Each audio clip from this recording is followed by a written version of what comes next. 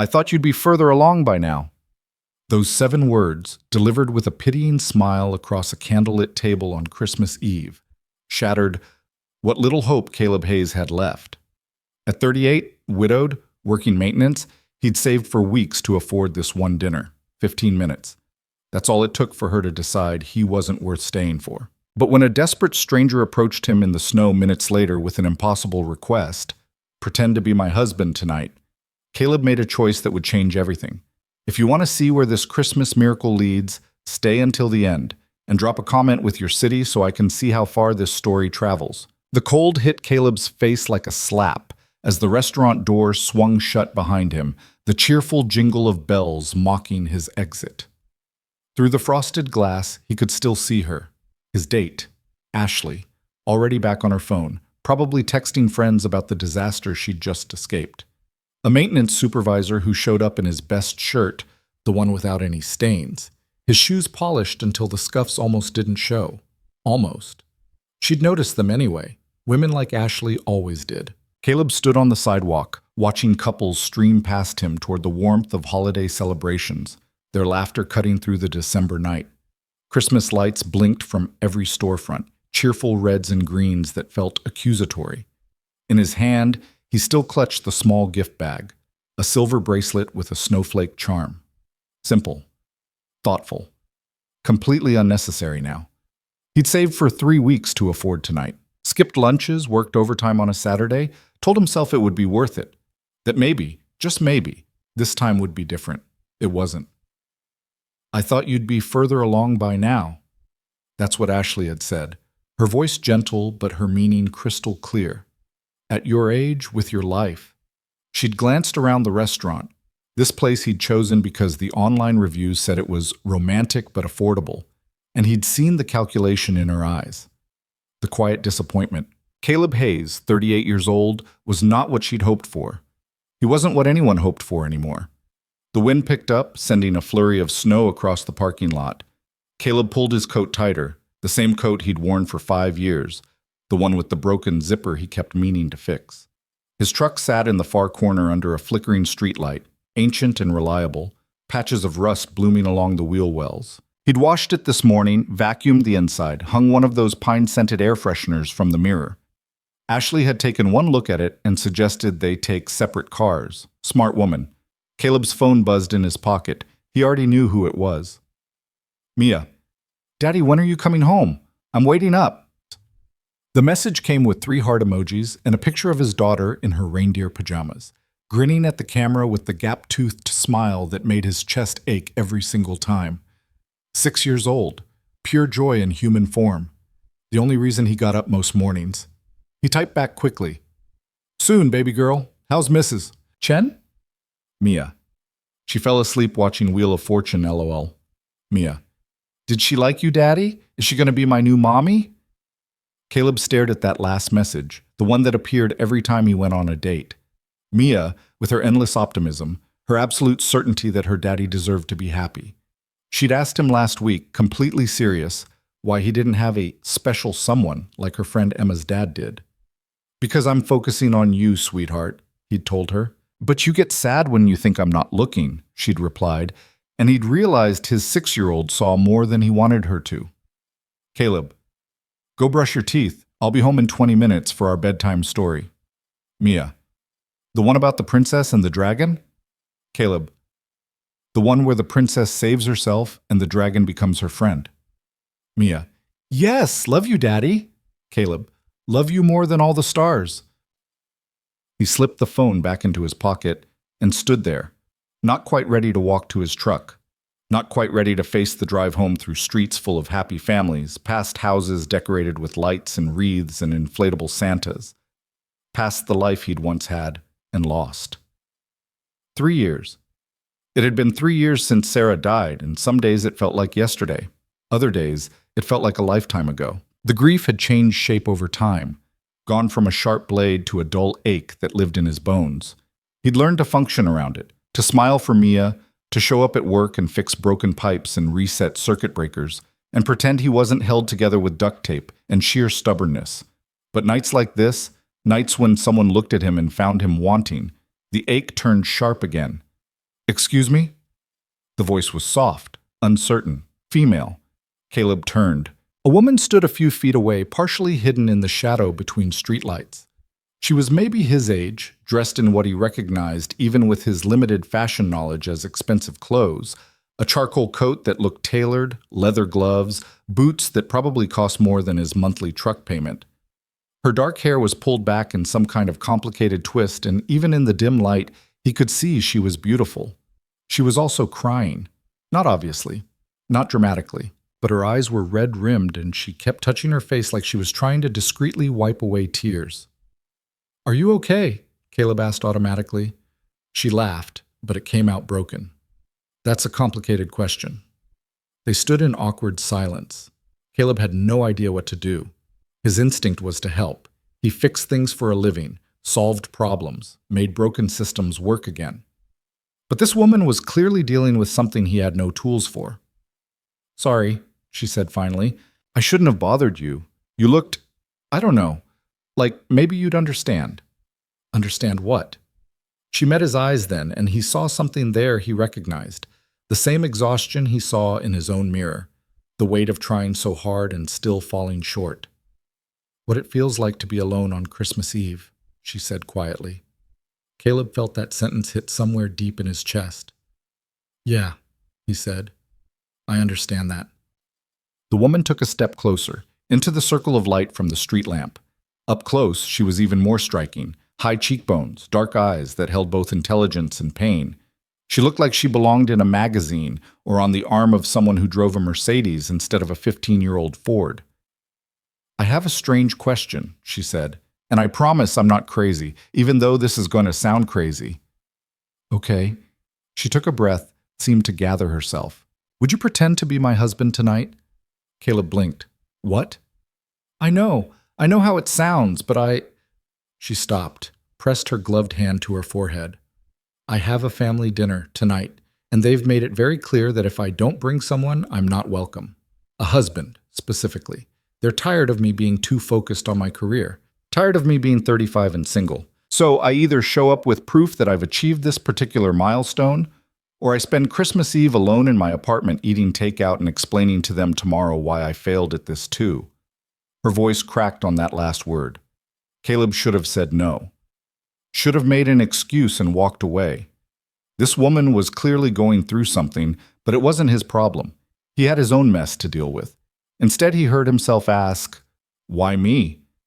She looked surprised by the question. "Because you were standing outside a restaurant on Christmas Eve looking like your heart just broke. Because when I asked if you were okay, you actually seemed to care about the answer. Because..." She stopped, seemed to really look at him. "Because you look kind, and I'm so tired of unkindness." Caleb felt something shift in his chest. "I have a daughter," he said. "She's 6. She's waiting for me at home right now. She comes first. Always." The woman's expression softened. "That tells me everything I needed to know. And you want me to lie to your family? I want you to sit through one dinner and let them make assumptions." She pulled off one glove, reached into her coat pocket, and pulled out her wallet. "I'll pay you. Whatever you think is fair. I know it's asking a lot." "I don't want your money," Caleb interrupted. She froze. "Then what do you want?"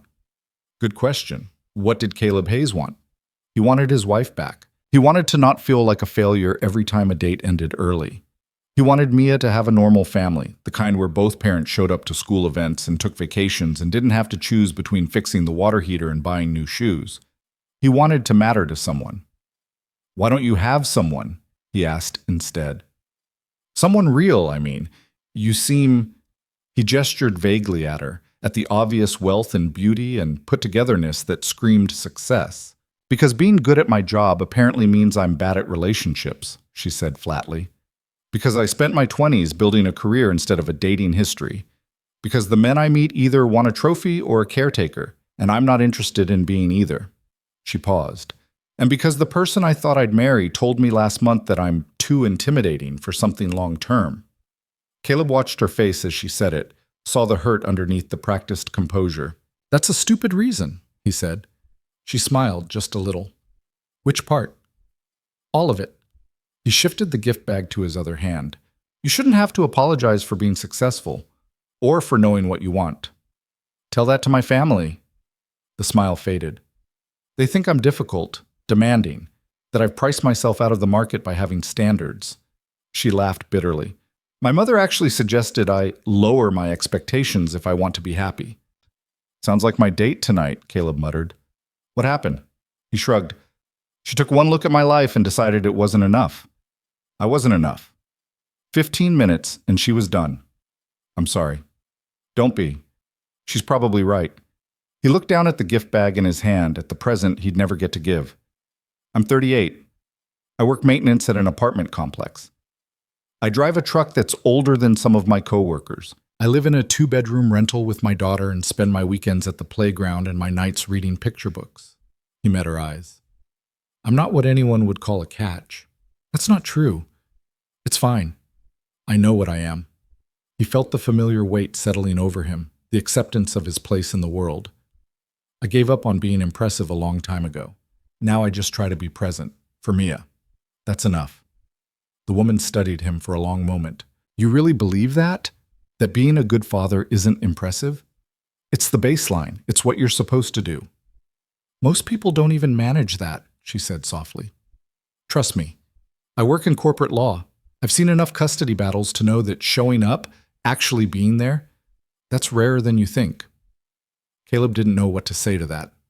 Snow had started falling again, small flakes that caught in the woman's dark hair and melted on her expensive coat. She shivered slightly, and Caleb realized they'd been standing here for several minutes while people streamed past them into warm restaurants and shops. What's your name? He asked. Victoria Langford. Caleb Hayes. He hesitated, then extended his hand. She took it, and even through her glove he could feel she was freezing. Look, Caleb said, I don't know what your family situation is, and it's not my business, but lying to them isn't going to fix whatever's broken. It'll just delay the conversation. I know. Victoria's shoulders sagged. I know it's wrong. I know it's cowardly. But I'm so tired, Caleb. I'm tired of defending my choices. Tired of being made to feel like I've failed because I prioritized my career. Tired of sitting at holiday dinners while my cousins show off their engagement rings and my aunts ask when I'm going to settle down, like it's something you just decide to do one day. Her voice had risen slightly, emotion breaking through the controlled exterior. I worked 70-hour weeks for a decade to make partner, she continued. I fought for every promotion, every case, every ounce of respect in a firm where being a woman already put me 3 steps behind. And I thought, stupidly, that success would be enough, that being good at what I do would matter. It does matter. Not to them. She brushed snow off her sleeve. To them, I'm just the daughter who couldn't figure out how to have it all, who chose wrong, who's going to die alone in a corner office, surrounded by legal briefs instead of grandchildren. Caleb thought about Ashley's pitying smile, about all the women before her who'd done the math and found him lacking, about the way people looked at him when he mentioned he was a maintenance supervisor, like he'd somehow failed at life by doing honest work. One dinner? He asked. Victoria's head snapped up. What? You said one dinner. How long? 2, maybe 3 hours, but Caleb, you don't have to. I have to be home by 9, he interrupted. My daughter's bedtime. Non-negotiable. Victoria stared at him. You're serious. I'm probably crazy, he admitted. But you're right. I do know what it feels like to be alone on Christmas Eve, and I wouldn't wish that on anyone. Why would you do this? For a stranger. Caleb looked down at the gift bag in his hand, at the bracelet he'd bought for a woman who couldn't see past his scuffed shoes. Because someone should choose you, he said quietly, even if it's just pretend, even if it's just for one night. He watched emotions flicker across Victoria's face, surprise, relief, something that might have been gratitude or might have been tears she was fighting back. Thank you, she whispered. Don't thank me yet. I'm probably going to be terrible at this. He gestured at his outfit, the clean but worn button-down, the pants he'd ironed himself, the coat with the broken zipper. I'm guessing your family has expectations? They do, but Victoria seemed to make a decision. Be yourself. Please. I don't want to bring someone fake to prove a fake point. I just need them to see that I'm capable of connection, that I'm not the cold, calculating career woman they think I am. You're not. You don't know me. I know you're standing in the snow on Christmas Eve asking a stranger for help instead of lying to your family on your own, Caleb said. That takes courage. Or desperation. Probably both. Victoria laughed, and this time it sounded almost real. Definitely both. Caleb's phone buzzed again. Another message from Mia, this one just a series of sleepy emojis. His daughter trying to stay awake until he got home. I need to call my neighbor, he said. Let her know I'll be a little later than planned. And I need to... He paused, suddenly aware of how insane this was.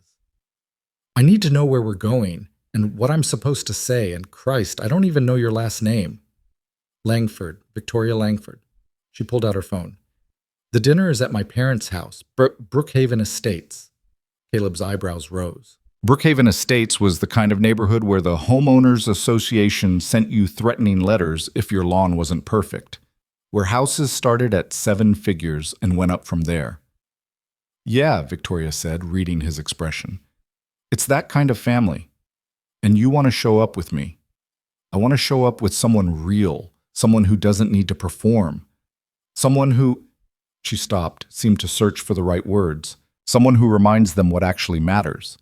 Caleb wanted to tell her he wasn't that person, that he was just a guy who fixed leaky faucets and read bedtime stories and tried not to drown in his own inadequacy most days.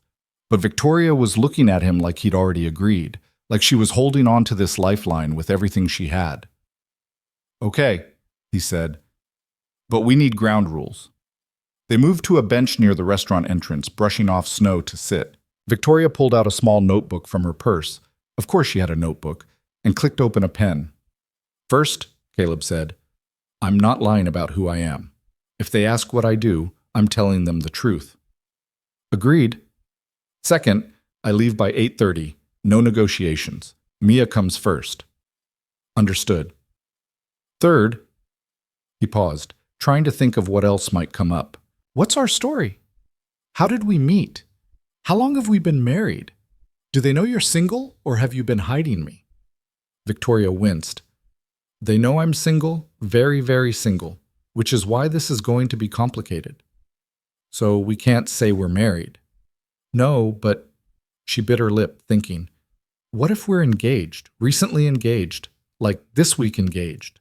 That would explain why they haven't met you yet, and why I've been secretive. Do you have a ring? Victoria looked down at her bare left hand. No. Damn! Caleb thought for a moment, then reached into the gift bag. He pulled out the small jewelry box and opened it, revealing the silver snowflake bracelet. Could this pass for an engagement gift? He asked. Something I gave you before I could afford a proper ring? Victoria stared at the bracelet. Caleb, you bought this for your date tonight. And she didn't want it. You need it more. He took the bracelet out, and before he could second-guess himself, reached for Victoria's wrist. She let him fasten it, both of them watching as the silver caught the light. It's beautiful, Victoria said softly. It's nothing fancy, but it's real. Caleb met her eyes. Like this needs to be. No elaborate lies, just two people who found each other and decided to try. Two people who found each other, Victoria repeated. I like that. They spent the next 10 minutes constructing their story. They'd met 6 months ago when Caleb came to fix the plumbing in Victoria's office building. She'd been working late. He'd been on an emergency call. They'd talked while he worked, discovered they had more in common than expected. Coffee turned into dinner, turned into weekend calls, turned into something real. Why did you wait so long to introduce me to your family? Caleb asked. Because I wanted to be sure, Victoria said immediately.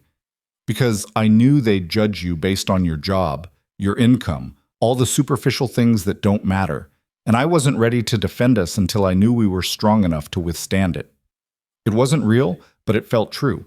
The kind of story that made sense because it happened to real people every day. Caleb called Mrs. Chen, his elderly neighbor who watched Mia when he worked late or had his rare attempts at dating.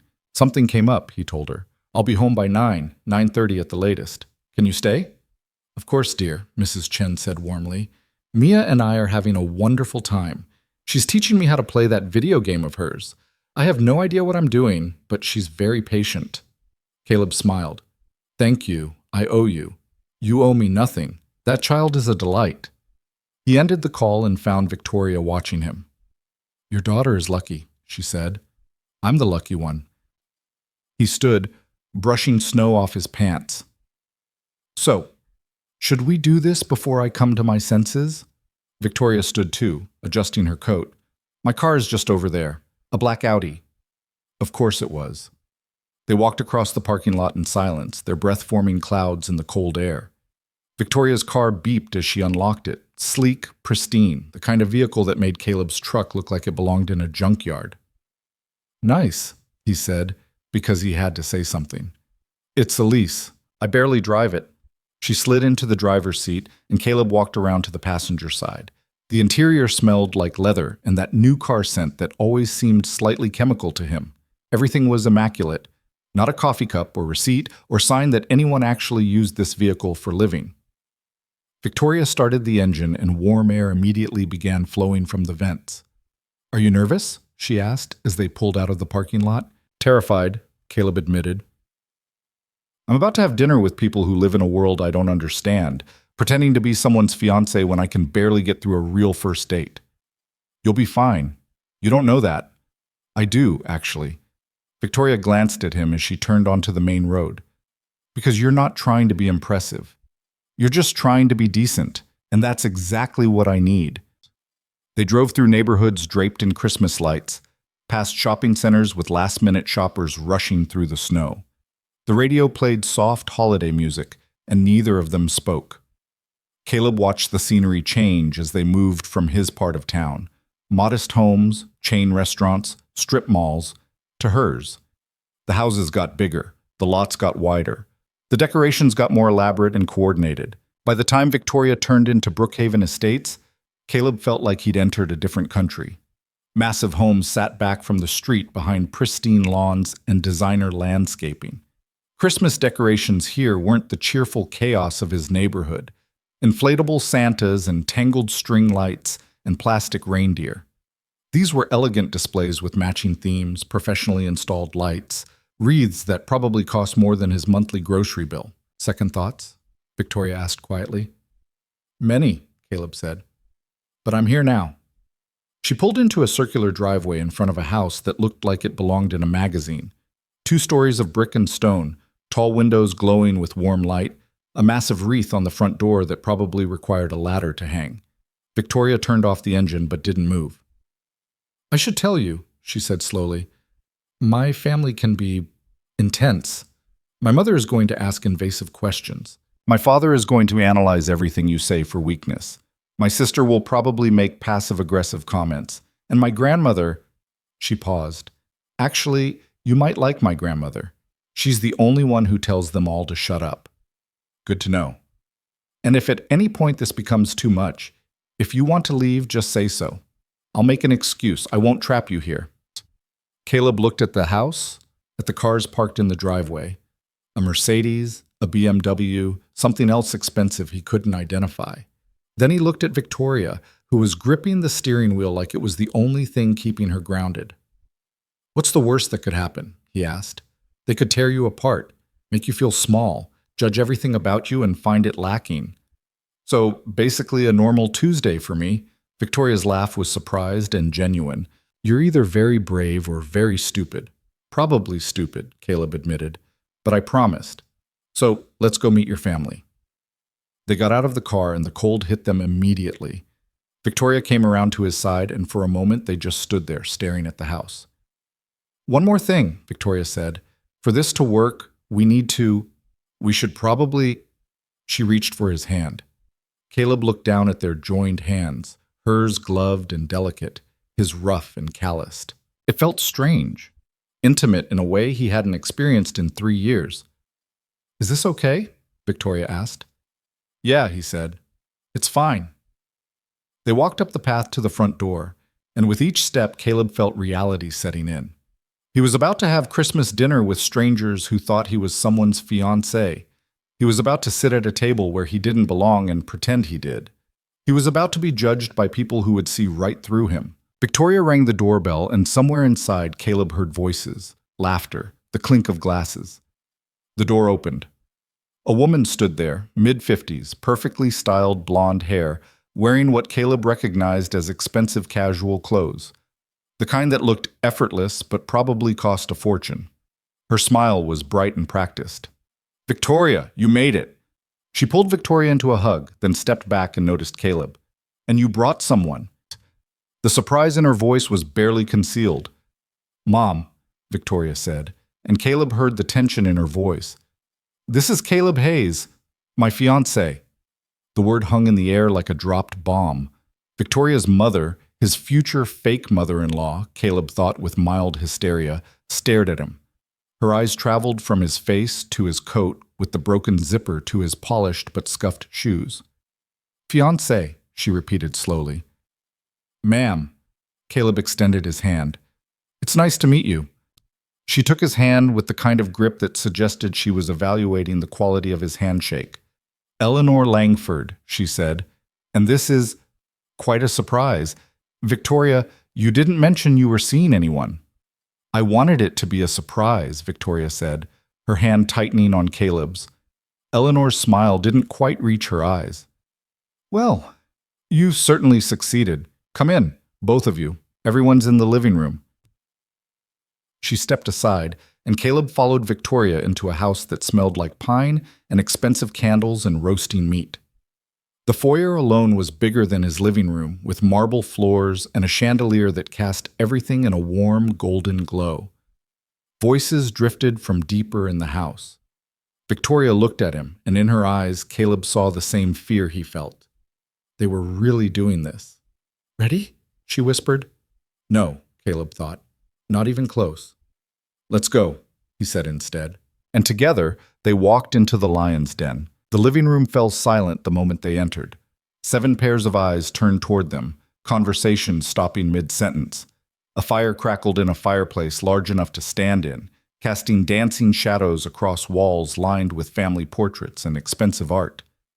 The Christmas tree in the corner had to be at least 12 feet tall, decorated with ornaments that matched perfectly. Silver and gold, no homemade construction paper stars or popsicle stick reindeer like the ones Mia made. "Everyone," Eleanor announced, her voice carrying that particular pitch of forced cheerfulness. "Victoria has brought a guest. Her fiancé, apparently." The word fiancé landed like a grenade. A man rose from a leather armchair near the fireplace, tall, silver-haired, wearing a sweater that probably cost more than Caleb's monthly rent. Victoria's father, clearly. He had the same dark eyes as his daughter, but where hers held warmth beneath the exhaustion, his were calculating. "Richard Langford," he said, crossing the room with measured steps. His handshake was firm, deliberate, the kind meant to establish dominance. "And you are?" "Caleb Hayes, sir." Caleb met his grip with equal pressure. "It's good to meet you." "Hayes?" Richard's eyes narrowed slightly. "I don't believe I'm familiar with that name. What field are you in?" "Building maintenance," Caleb said evenly. "I'm a supervisor at Riverside Apartments." The silence that followed felt like judgment taking solid form. "How practical," Eleanor said from behind them. A woman in her early 30s rose from the sofa, platinum blonde hair swept up in an elaborate style, wearing a dress that sparkled even in the firelight. She looked like Victoria, but sharper somehow, edges where Victoria had curves. "I'm sorry," she said, her smile predatory. "Did you say maintenance, like fixing toilets?" "Among other things," Caleb replied. "Plumbing, electrical, HVAC systems, whatever needs attention." "How fascinating." The woman, Victoria's sister, Caleb assumed, turned to Victoria. "And here I thought you had standards, Vicky." "It's Victoria," Victoria said tightly, her hand still gripping Caleb's. "And I'd appreciate if you'd show some respect to my fiancée, Jennifer." Jennifer's laugh was bright and cruel. "Oh, I'm showing respect. I'm just surprised. Last I heard, you were dating that lawyer from the firm. What was his name? Preston? The one with the summer house in the Hamptons?" "That ended months ago." "Clearly." Jennifer's eyes raked over Caleb again.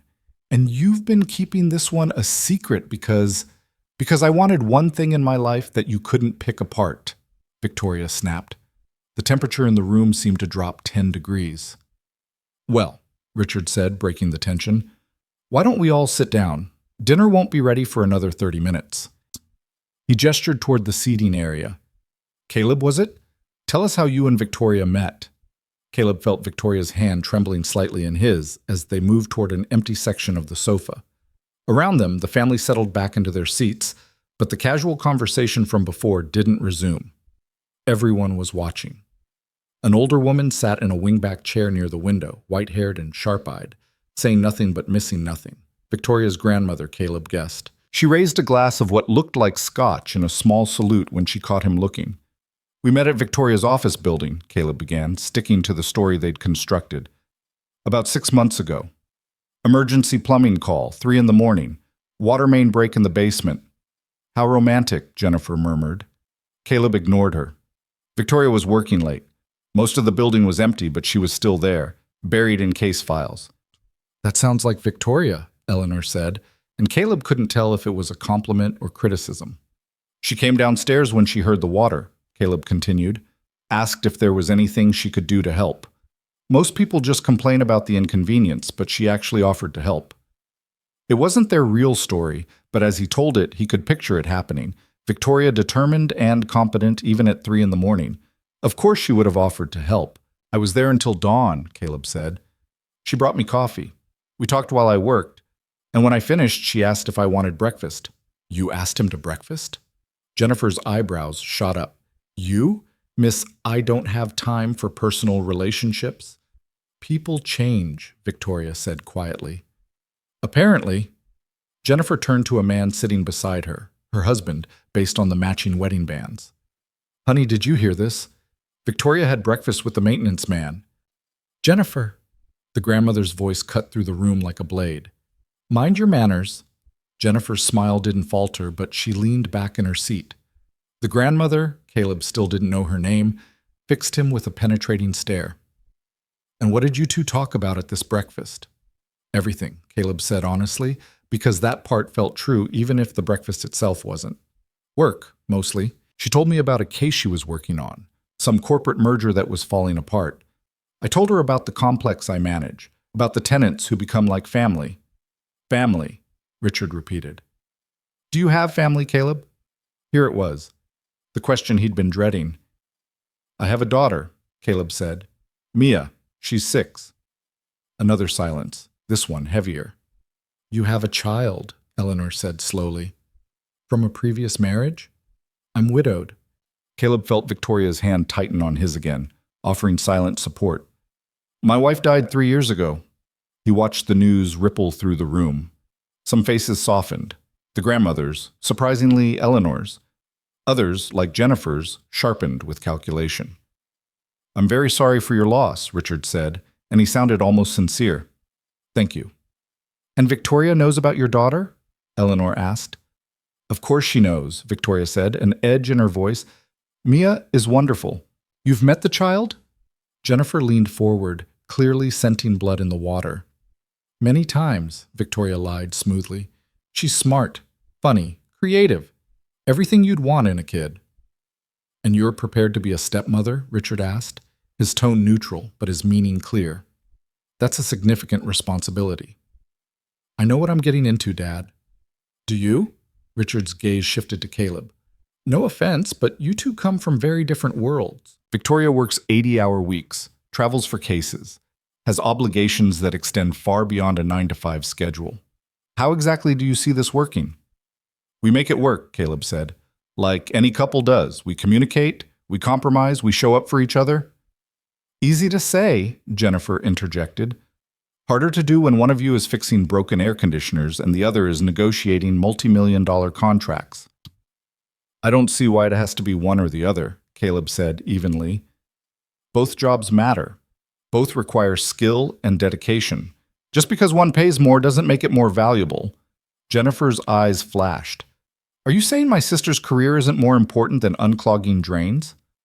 I'm saying both jobs serve a purpose. Victoria helps companies navigate complex legal issues. I help people have safe, comfortable places to live. Different purposes, same goal, making things work better. The grandmother laughed, a sharp bark of sound. I like him. Mother, please, Eleanor said. What? The The boy's got a point. When was the last time any of you changed your own light bulb? The old woman raised her glass again. I'm Catherine, by the way, since my family seems to have forgotten introductions. It's nice to meet you, ma'am, Caleb said. Call me Catherine. Ma'am makes me feel ancient. She studied him over the rim of her glass. Tell me, Caleb, what do you think of our Victoria? The question felt like a test. Caleb looked at Victoria, at the woman who'd approached him in a parking lot with impossible request and desperate hope in her eyes, who'd trusted a stranger with her deepest vulnerability, who was sitting beside him now, pretending this was real because the truth, that she was alone and exhausted and tired of being judged, was too painful to admit. I think she's remarkable, Caleb said quietly. I think she works too hard and doesn't give herself enough credit. I think she's brilliant and kind and stronger than she realizes. And I think anyone who can't see that isn't looking hard enough. Victoria's breath caught audibly. Catherine smiled. Good answer. Very practiced, Jennifer muttered. Jennifer, enough. Richard's voice carried authority now. He turned back to Caleb. I appreciate your perspective, but you have to understand our position. Victoria is our daughter. We want what's best for her. Of course you do, Caleb said. And frankly, this all seems very sudden. 6 months ago she was single. Now she's engaged to someone we've never heard of. You can see why we might have concerns. I can, Caleb agreed. If my daughter came home engaged to someone I'd never met, I'd have questions too. But, Richard prompted, but I'd also trust her judgment. Victoria is smart enough to run a law firm. I think she's smart enough to know what she wants in a partner. Wanting and having are different things, Eleanor said. Love is wonderful, but it doesn't pay bills. It doesn't provide stability. I provide stability, Caleb said, feeling heat rise in his chest. I have a steady job, health insurance, a retirement plan. I own my truck outright. I've never missed a rent payment. My daughter has everything she needs and most of what she wants. We're not rich, but we're not destitute either. He's defensive, Jennifer observed to her husband, stage whispering loud enough for everyone to hear. I'm honest, Caleb corrected. There's a difference. A woman appeared in the doorway, the housekeeper, Caleb assumed, wearing an apron over her clothes. Mrs. Langford, dinner is ready, she said. Thank you, Maria. Eleanor stood, smoothing her dress. Shall we? The dining room was exactly what Caleb expected. A table that could seat 12, set with china that probably cost more than his truck, crystal glasses catching the light from an elaborate chandelier. Place cards marked each seat. Of course there were place cards. Caleb found himself between Victoria and Catherine, which he suspected was strategic on someone's part. Across from him sat Jennifer and her husband, whose name turned out to be Bradford, because of course it was Bradford, and whose handshake had been limp, and whose conversation so far had been non-existent. Richard sat at the head of the table, Eleanor at the foot. 2 other couples filled the remaining seats. Cousins, Victoria whispered to him, and their spouses. Wine appeared. Multiple bottles, red and white. Labels in French that Caleb couldn't pronounce. He accepted a glass of red and took a small sip. It tasted expensive and slightly bitter. So Caleb, one of the cousins, Andrew, according to his place card, said his salads were served. Victoria mentioned you have a daughter. Where is she tonight? At home with our neighbor, Caleb said. Mrs. Chen watches her when I have to work late or... He gestured vaguely. Other obligations. You couldn't find a sitter? I did. Mrs. Chen is wonderful with Mia. I meant a professional service, Andrew clarified. Most people in our circle use agencies. Background check caregivers, that sort of thing. Mrs. Chen is a retired elementary school teacher who's lived next to us for 2 years, Caleb said. Mia loves her. That's all the background check I need. He felt Victoria's foot brush against his under the table. Reassurance or warning, he wasn't sure. How quaint, Jennifer said. Dinner progressed through multiple courses, each one more elaborate than the last. Caleb recognized maybe half the ingredients. The portions were small, artfully arranged, the kind of food that looked beautiful but left you hungry. He thought about the dinners he made for Mia, chicken nuggets and mac and cheese, tacos on Friday nights, spaghetti with sauce from a jar. Simple food that filled the belly and made his daughter smile. Tell us about your background, Caleb, Richard said as the main course arrived. Some kind of roasted meat with vegetables Caleb couldn't identify. Where did you grow up? Indiana, small town. My dad worked at the automotive plant until it closed. My mom was a nurse. In college? Trade school, Caleb said. 2-year program in building systems. Then I started working, got my certifications as I went. No degree? Eleanor asked, as if he'd just admitted to a crime. Not a 4-year one, no. Victoria has a law degree from Yale, Jennifer said helpfully. Top of her class. I know, Caleb said. She's very accomplished. And you're not intimidated by that? Why would I be? Her success doesn't diminish mine. We're not competing. Jennifer smiled. Aren't you, though? I mean, realistically. She makes, what, Victoria? $500,000 a year? More. Jennifer, that's inappropriate, Victoria said sharply. I'm just being practical. Money matters in a marriage. Everyone knows that. Jennifer turned to Caleb. How much do you make, if you don't mind my asking? I do mind, actually, Caleb said evenly. See? He's embarrassed. I'm private.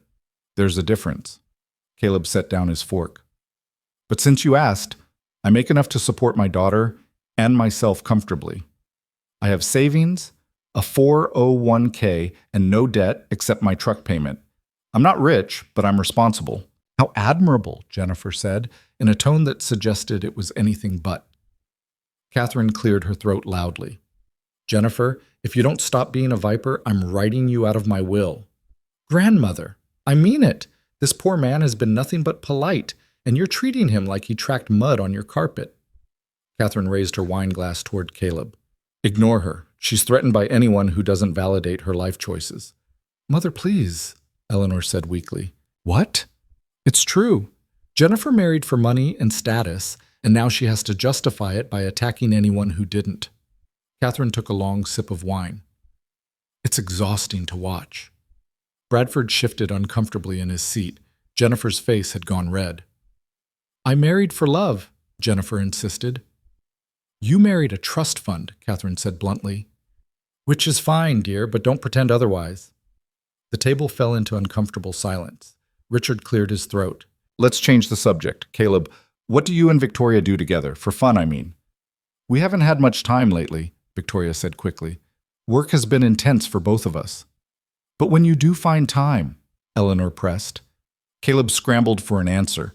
What would they do together? What made sense for two people from different worlds trying to find common ground? We talk, he said finally, about everything. About the cases she's working on, about tenant issues I'm dealing with, about Mia's school plays and Victoria's upcoming trials, about stupid things that happened during our days. It wasn't real, but it felt real as he said it. The kind of simple connection that mattered more than expensive dinners or exotic vacations. We had pizza last week, Victoria added, picking up the thread. Terrible greasy pizza from that place near my office. Ate it straight from the box while sitting on the floor of my apartment because my dining table was covered in case files. You sat on the floor? Eleanor looked horrified. It was nice, Victoria said softly, and Caleb heard something in her voice. Longing, maybe, for something exactly that simple. No pretense, no performance, just us. How romantic, Jennifer deadpanned. It was, Victoria said firmly, more romantic than any 5-star restaurant because it was real. Caleb felt something shift in his chest. They were pretending, but Victoria wasn't. She meant what she was saying. She wanted this. The simplicity, the authenticity, the freedom to just be. Real doesn't pay for retirement, Richard said pragmatically. Have you discussed finances, prenups, how you'll handle the income disparity? We'll figure it out, Victoria said. That's not a plan, Victoria. That's wishful thinking. Maybe that's enough, Caleb said quietly. Richard's eyes snapped to him. Excuse me? Maybe wishful thinking is enough. Maybe not everything needs to be planned and strategized and reduced to spreadsheets. Caleb felt the words coming faster now, born from years of being told he wasn't enough. Maybe sometimes you just choose to be with someone because they make you better, because they see you and still stay, because love isn't a merger or an acquisition. It's a choice you make every day. The table went silent again, but this time it felt different, less judgmental, more thoughtful. That's very idealistic, Richard said finally. It's realistic, Caleb countered. I've been married. I know it's work. I know it's compromise and sacrifice and showing up even when it's hard. But I also know that all the money in the world doesn't matter if you're with someone who makes you feel small. He glanced at Victoria, saw her eyes bright with unshed tears.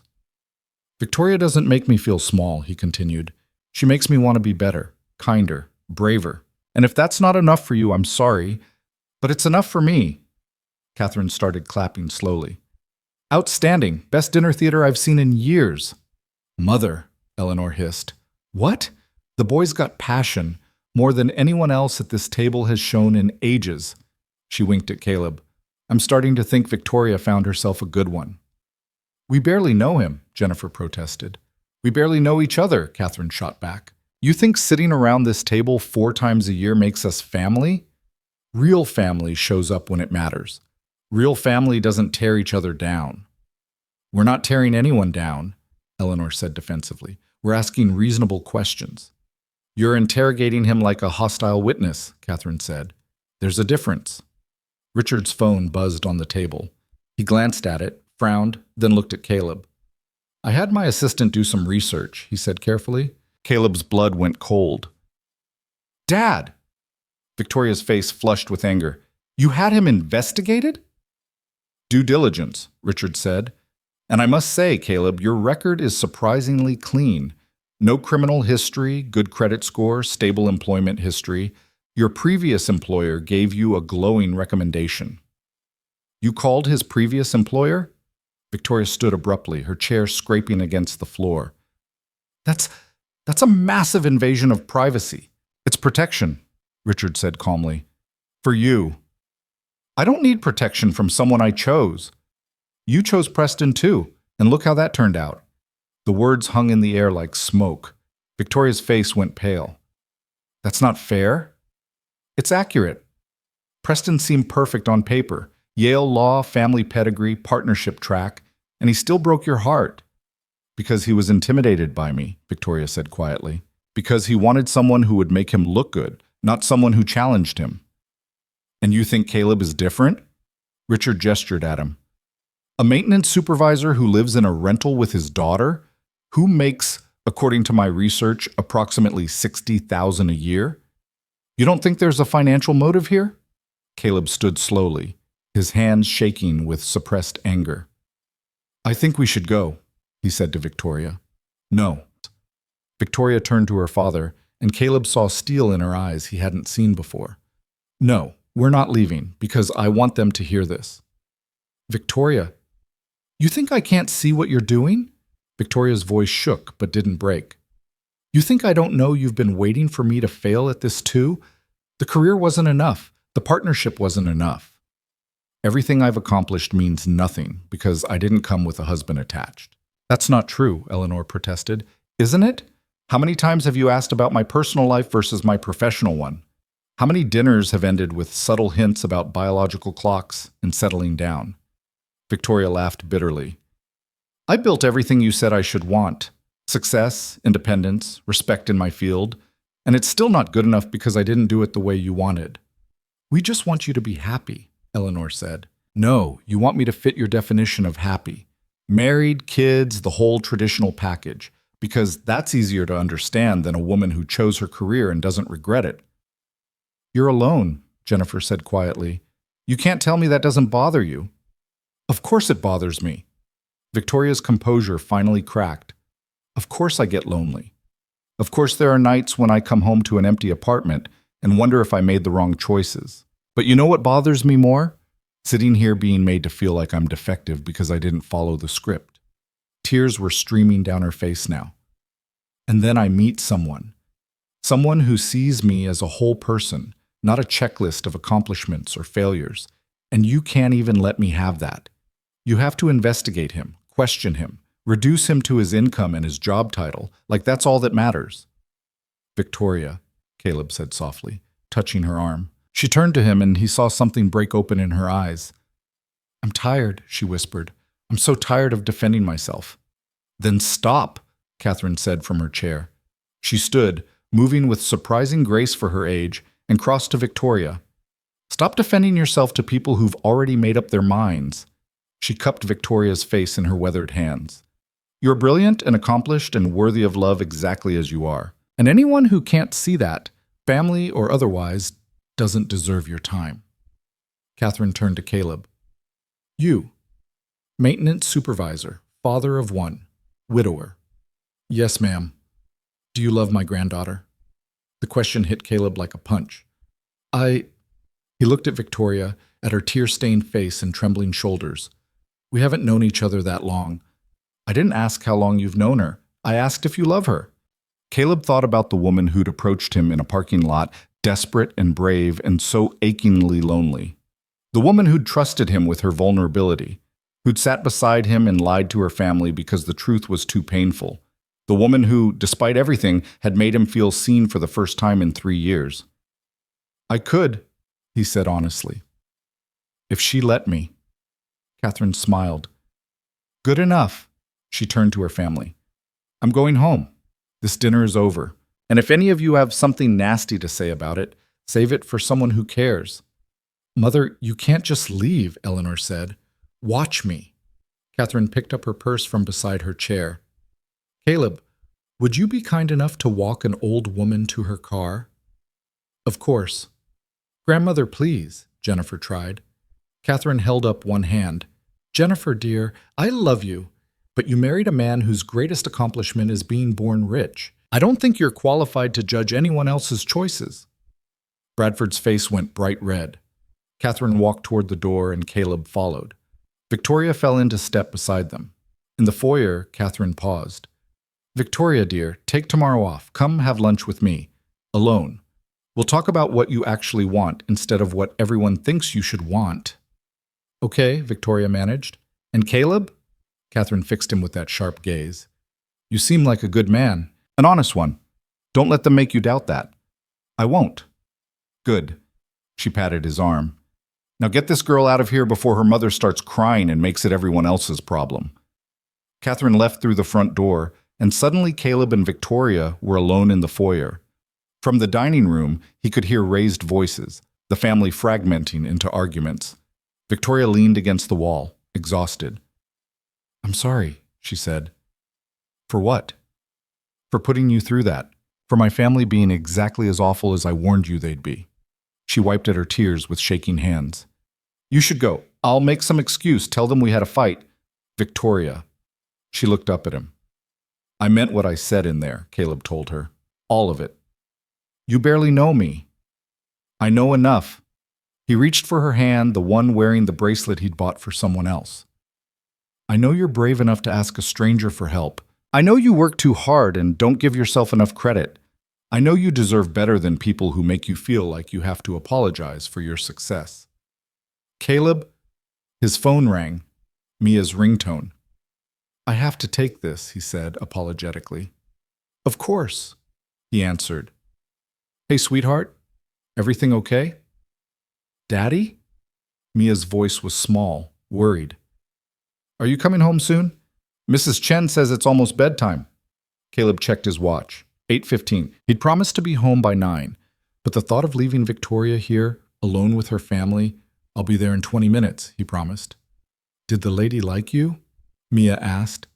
Caleb looked at Victoria, at her tear-stained face and trembling hands, at the woman who'd somehow, in the space of a few hours, reminded him what it felt like to be chosen. I don't know, he said honestly, but I like her. That's good, Mia's voice brightened. Mrs. Chen says when two people like each other, that's what matters most. Mrs. Chen is very wise. I know. Okay, see you soon. Love you. Love you more than all the stars. He ended the call and found Victoria watching him. You have to go, she said. I don't want to leave you here. I'll be fine. I've survived their judgment before. She straightened, gathering herself. Thank you, Caleb. For tonight. For being kind when you didn't have to be. Victoria. This was a mistake, she interrupted, her voice steadying. Bringing you here, pretending we should just end this now before it gets more complicated. What if I don't want to? She froze. What? What if I don't want this to be pretend? The words came out before Caleb could stop them. What if I want to actually try? Caleb, you don't mean that. Why not? You're smart, successful, beautiful. You make me think about something beyond just surviving day to day. Why shouldn't we try? Because we're from different worlds, Victoria said desperately. Because my family will always judge you. Because I work insane hours and you have a daughter to raise and we barely know each other. Then let's get to know each other. Really know each other. Caleb took both her hands. No more pretending. Just two people who met on Christmas Eve and decided to see where it goes? You're being ridiculous. Probably. But I've been practical my whole life, and where has it gotten me? Maybe it's time to be ridiculous. Victoria stared at him, and he watched emotions war across her face. Hope, fear, longing, doubt. I have to go, Caleb said reluctantly. Mia's waiting. But tomorrow, can I see you tomorrow? For real this time? I don't know. Lunch. Just lunch. No family, no pressure. Just us. I told my grandmother I'd have lunch with her. Dinner then, or coffee, whatever works. He squeezed her hands. Just think about it, please. He left before she could say no, walking out into the cold December night. His truck sat at the far end of the circular driveway, old and rusted and completely out of place among the luxury vehicles. He drove home through quiet streets, his mind spinning with everything that had happened. The dinner, the interrogation, Victoria's breakdown, Catherine's surprising support. The bracelet on Victoria's wrist. The possibility, however insane, that this could be real. Mia was waiting when he got home, already in bed but still awake. She threw her arms around him the moment he entered her room.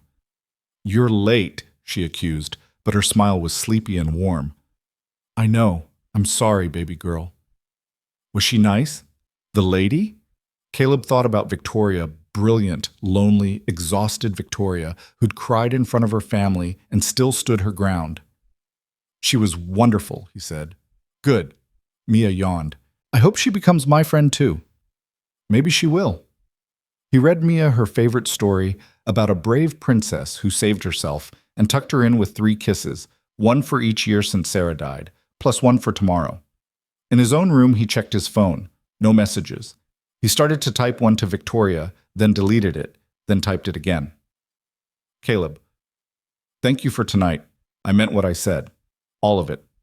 He hit send before he could reconsider. 3 minutes passed, then 5, then 10. His phone buzzed. Victoria. Lunch, tomorrow, 1 o'clock. No pretending. Caleb. No pretending. Victoria. And Caleb?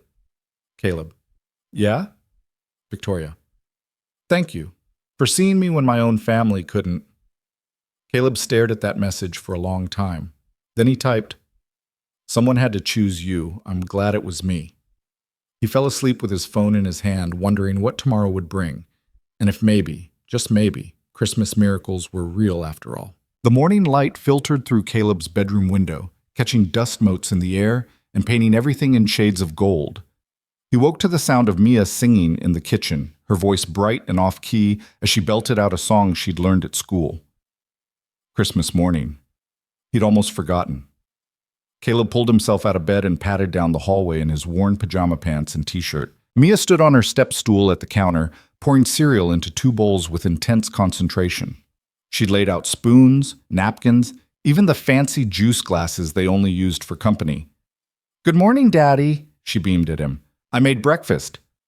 I see that, very fancy. It's Christmas. We have to be fancy on Christmas. She carefully carried his bowl to the small kitchen table. Plus, I wanted to practice for when your special lady comes over. Caleb's chest tightened. Sweetheart, about that. Is she pretty? Mia interrupted, climbing into her chair. Mrs. Chen says if someone makes you smile like you did last night, they must be really special. Mrs. Chen talks too much. She says you deserve to be happy. Mia took a large bite of cereal, milk dribbling down her chin. I think so too. Caleb sat across from his daughter, studying her gap-toothed grin and wild morning hair. 6 years old and already trying to take care of him. It made his heart ache. I am happy, he said. I have you. But you get lonely. Mia said it matter-of-factly, without judgment. It's okay, Daddy. Mommy wouldn't want you to be lonely forever. The words hit him like a physical blow. Not because they hurt, but because they were exactly what Sarah would have said. She'd made him promise, in those final weeks, that he wouldn't shut himself away. that he'd let himself live again. He'd been failing at that promise for 3 years. "How'd you get so wise?" he asked, his voice rough. "I'm 6 3/4, Mia said seriously. "That's almost 7. They ate breakfast together, talking about what Mia wanted to do today. She'd already been up early enough to see that Santa had come, a modest pile of presents under their small tree, gifts Caleb had saved for months to afford. A new art set, some books, the stuffed unicorn she'd been asking for since October. "Can we open them after breakfast?" Mia asked, bouncing in her seat. "We can open them right now if you want." "Really?" Her eyes went wide. "It's Christmas. Why wait?" They moved to the living room, and Caleb watched his daughter tear into her presents with pure, uninhibited joy. Each gift was met with squeals of delight, as if he'd given her the moon instead of clearance aisle toys. This was what mattered. These moments. This love. His phone buzzed on the coffee table. Victoria. "Good morning. I hope I'm not texting too early." Caleb's pulse quickened as he typed back. Caleb. "Not at all. Mia and I are opening presents. You?" Victoria. "Staring at my phone and second-guessing everything about last night." Caleb. "Don't. Last night it was honest." Victoria. "It was a disaster." Caleb. "Sometimes disasters lead to good things." 3 dots appeared, disappeared, appeared again. Victoria. "Are we still on for lunch?" Caleb. "If you want to be." And Victoria. "I do. I'm just scared." Caleb. "Of what?" Victoria. "That this is a mistake, that we're caught up in some Christmas Eve fantasy, and when reality sets in, we'll realize we have nothing in common." Caleb looked at Mia, who was now carefully arranging her new art supplies in rainbow order, completely absorbed in her task.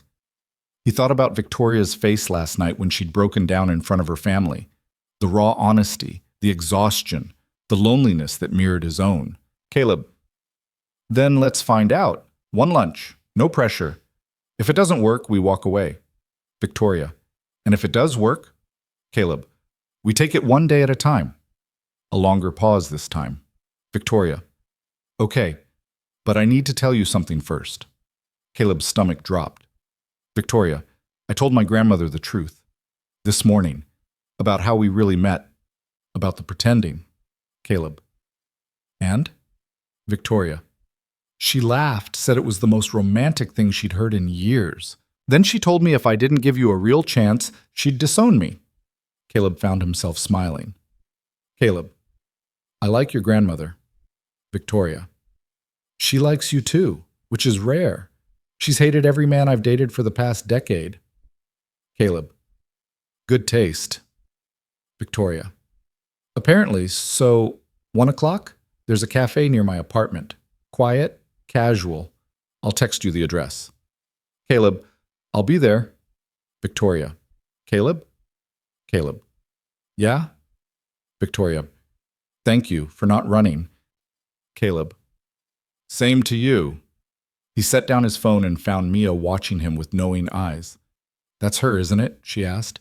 "Your special lady." "She's just a friend, sweetheart." "Friends don't make you smile like that." Mia crawled into his lap, hugging her new unicorn. "It's okay if you like her, Daddy. Really." Caleb wrapped his arms around his daughter, breathing in the scent of her strawberry shampoo. "You're my priority. Always. You know that, right?" "I know. But you can have 2 priorities." She looked up at him with Sarah's eyes. "Love doesn't run out. That's what you always tell me." He kissed the top of her head, wondering when his 6-year-old had become smarter than him. The morning passed in a blur of torn wrapping paper and Mia's excited chatter. Mrs. Chen came over at 11, bringing homemade cookies and offering to watch Mia so Caleb could run his errands. He suspected she knew exactly what kind of errands he was running, but she didn't pry. "You look nice," Mrs. Chen said as he grabbed his coat, the good one, without the broken zipper, that he only wore to important occasions. "It's just lunch." "Nothing is ever just lunch, dear," she smiled knowingly. "Take your time. Mia and I will make Christmas cookies." "Can we make snowmen?" Mia called from where she was already gathering ingredients. "We can make whatever you want," Mrs. Chen promised. Caleb kissed Mia goodbye and headed out into the cold December afternoon. The cafe Victoria had chosen was across town, in a neighborhood where coffee cost $8 and came with foam art. He'd looked it up, a small place with exposed brick walls and mismatched furniture, the kind of spot that tried hard to look casual but probably had a waiting list. He found parking 2 blocks away and walked, his breath forming clouds in the frigid air. Christmas lights still twinkled from storefronts, though the frantic energy of Christmas Eve had given way to a quieter contentment.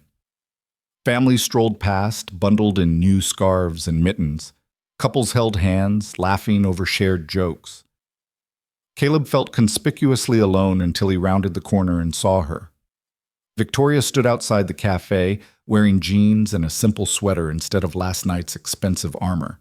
Her hair was down, falling in soft waves around her face. She looked younger, less guarded. She looked scared. She saw him and straightened, offering a tentative smile. "Hi," she said as he approached. "Hi, Mai." They stood there awkwardly, neither quite sure how to greet each other. Last night they'd held hands, presented themselves as a couple. Today they were strangers trying to figure out if they could be something real. "Should we—" Victoria gestured toward the cafe door. "Yeah, sure." Inside was exactly what Caleb had expected, warm and crowded, filled with the hiss of espresso machines and low conversation. They found a table in the back corner, tucked away from most of the noise. A chalkboard menu hung on the wall, listing drinks with names like Winter Wonderland and Peppermint Dreams. Caleb ordered regular coffee. Victoria got something complicated with multiple adjectives. When their drinks arrived, they sat in silence, both nursing their cups like lifelines. "This is weird," Victoria said finally. "Very weird. Last night felt easier." "Last night we were pretending," Caleb pointed out. "This is real." Victoria took a sip of her drink, leaving a foam mustache she quickly wiped away. "I don't know how to do this. The real thing.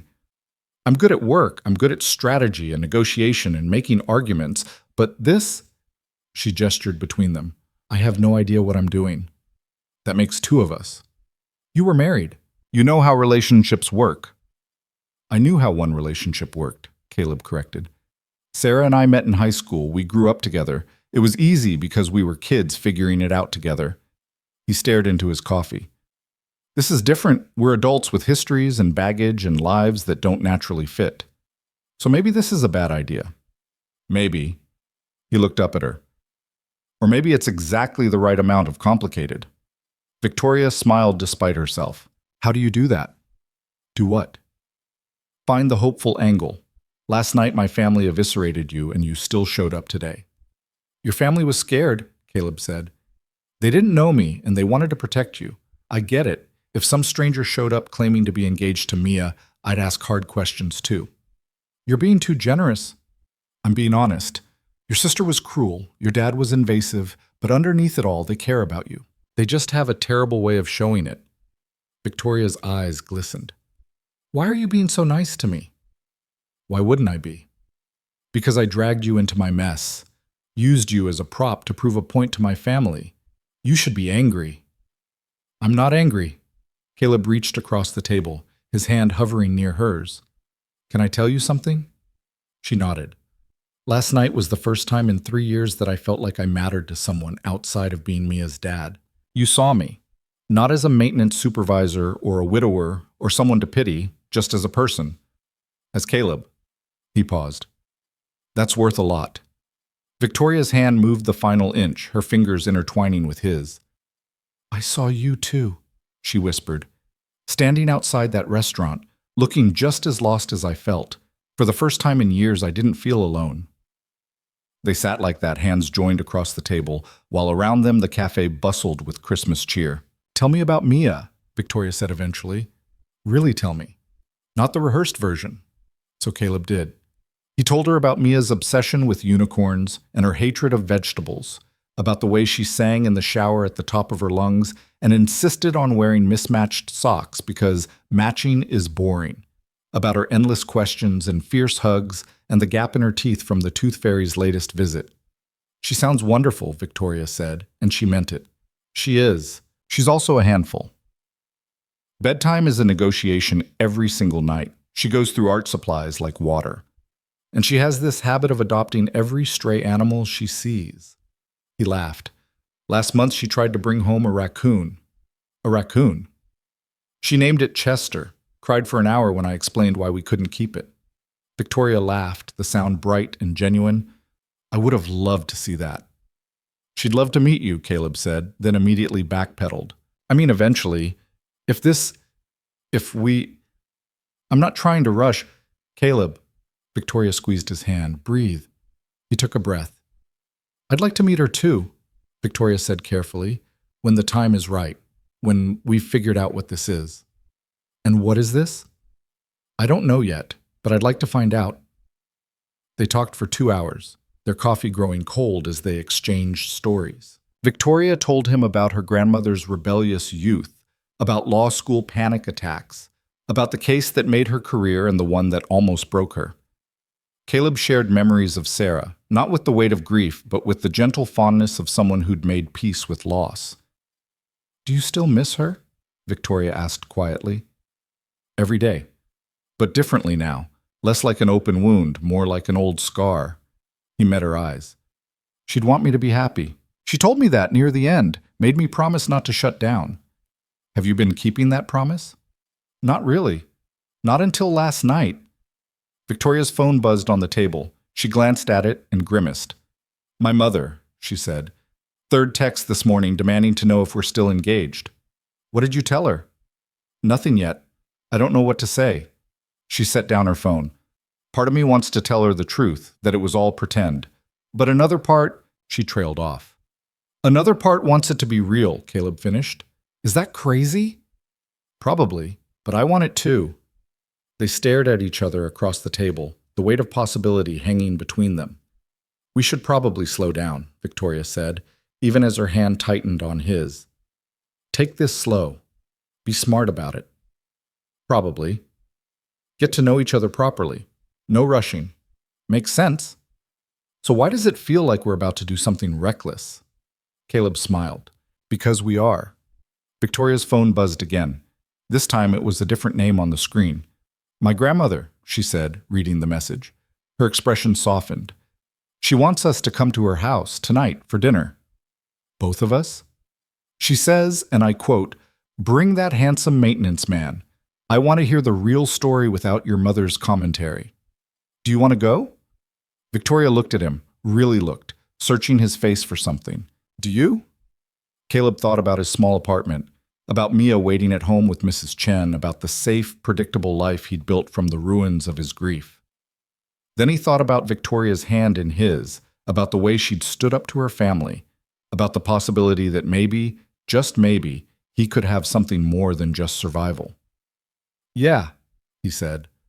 I want to go. It's not fair to ask you to meet my family again so soon. Your grandmother isn't your family. She's her own category. He squeezed her hand. Besides, I like her. She's the only one who didn't treat me like I was trying to con you. She has good instincts. So do you. Victoria's smile was soft and uncertain. I'm not sure about that. My track record isn't great. Mine either, but maybe we can be bad at this together. She laughed, and the sound filled something hollow in Caleb's chest. They left the cafe as the winter sun started its early descent, painting the sky in shades of pink and gold. Outside, Victoria shivered despite her coat. I should get home, Caleb said reluctantly. Check on Mia. Make sure she hasn't convinced Mrs. Chen to adopt another raccoon. What time should I pick you up? For my grandmother's? You don't have to, Caleb. Victoria stepped closer. I want to. Unless you'd rather drive separately? No, He hesitated. I'd like to ride together, but I need to bring Mia home first, get her settled with Mrs. Chen again. Is 6 too late? 6 is perfect. Victoria pulled out her phone. Give me your address? He rattled it off, watching her type it into her GPS. When she looked up, they were standing closer than necessary, their breath mingling in the cold air. This is happening, isn't it? Victoria said softly. This is actually happening. Looks like it. I'm terrified. Me too. But also, she searched for the word. Hopeful. For the first time in a long time, I'm hopeful. Caleb reached up, tucking a strand of hair behind her ear. The gesture was intimate, tender, and Victoria's breath caught. We should probably set some ground rules, she said, not moving away. Like what? Like honesty. No matter what. Even when it's hard. Agreed. And patience. We're both going to make mistakes. Definitely. And she bit her lip. And if this doesn't work, we walk away like adults. No drama, no bitterness, just two people who tried and couldn't make it fit. The thought of walking away from her already made Caleb's chest ache, but he nodded. Okay. Okay. Victoria stepped back, breaking the moment. I'll see you at 6. See you at 6. He watched her walk to her car, the black Audi that probably cost more than his annual salary. She gave him a small wave before sliding into the driver's seat. Caleb drove home in a daze, his mind spinning with everything that had happened in the last 24 hours. Yesterday morning, he'd woken up alone, preparing for a date he'd known would probably fail. Now he was planning dinner with a woman who made him feel seen, who carried her own scars, who understood loneliness in a way most people didn't. Mrs. Chen met him at the door, flower dusting her cardigan. Well, she asked, eyes twinkling, how did it go? It went good, really good. I knew it would. You have that look. What look? Like you remembered what hope feels like. She patted his arm. Mia is in her room, decorating cookies. Warning, she used all the sprinkles.